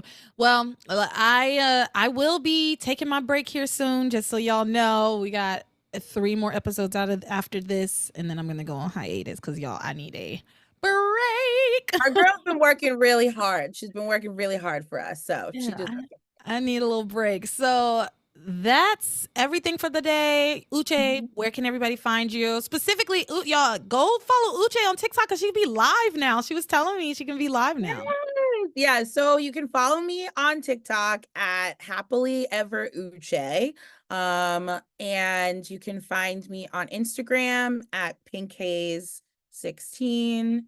What else am I on? Those are the main 2 things. I'm on Discord. Yeah, come out to the Discord. You join the Discord because we're having fun in there. Yeah, those are the main 2. All right. And remember, you can catch me, on social media here and there. I try. I'm trying. So with that, everybody, you are my passion for life.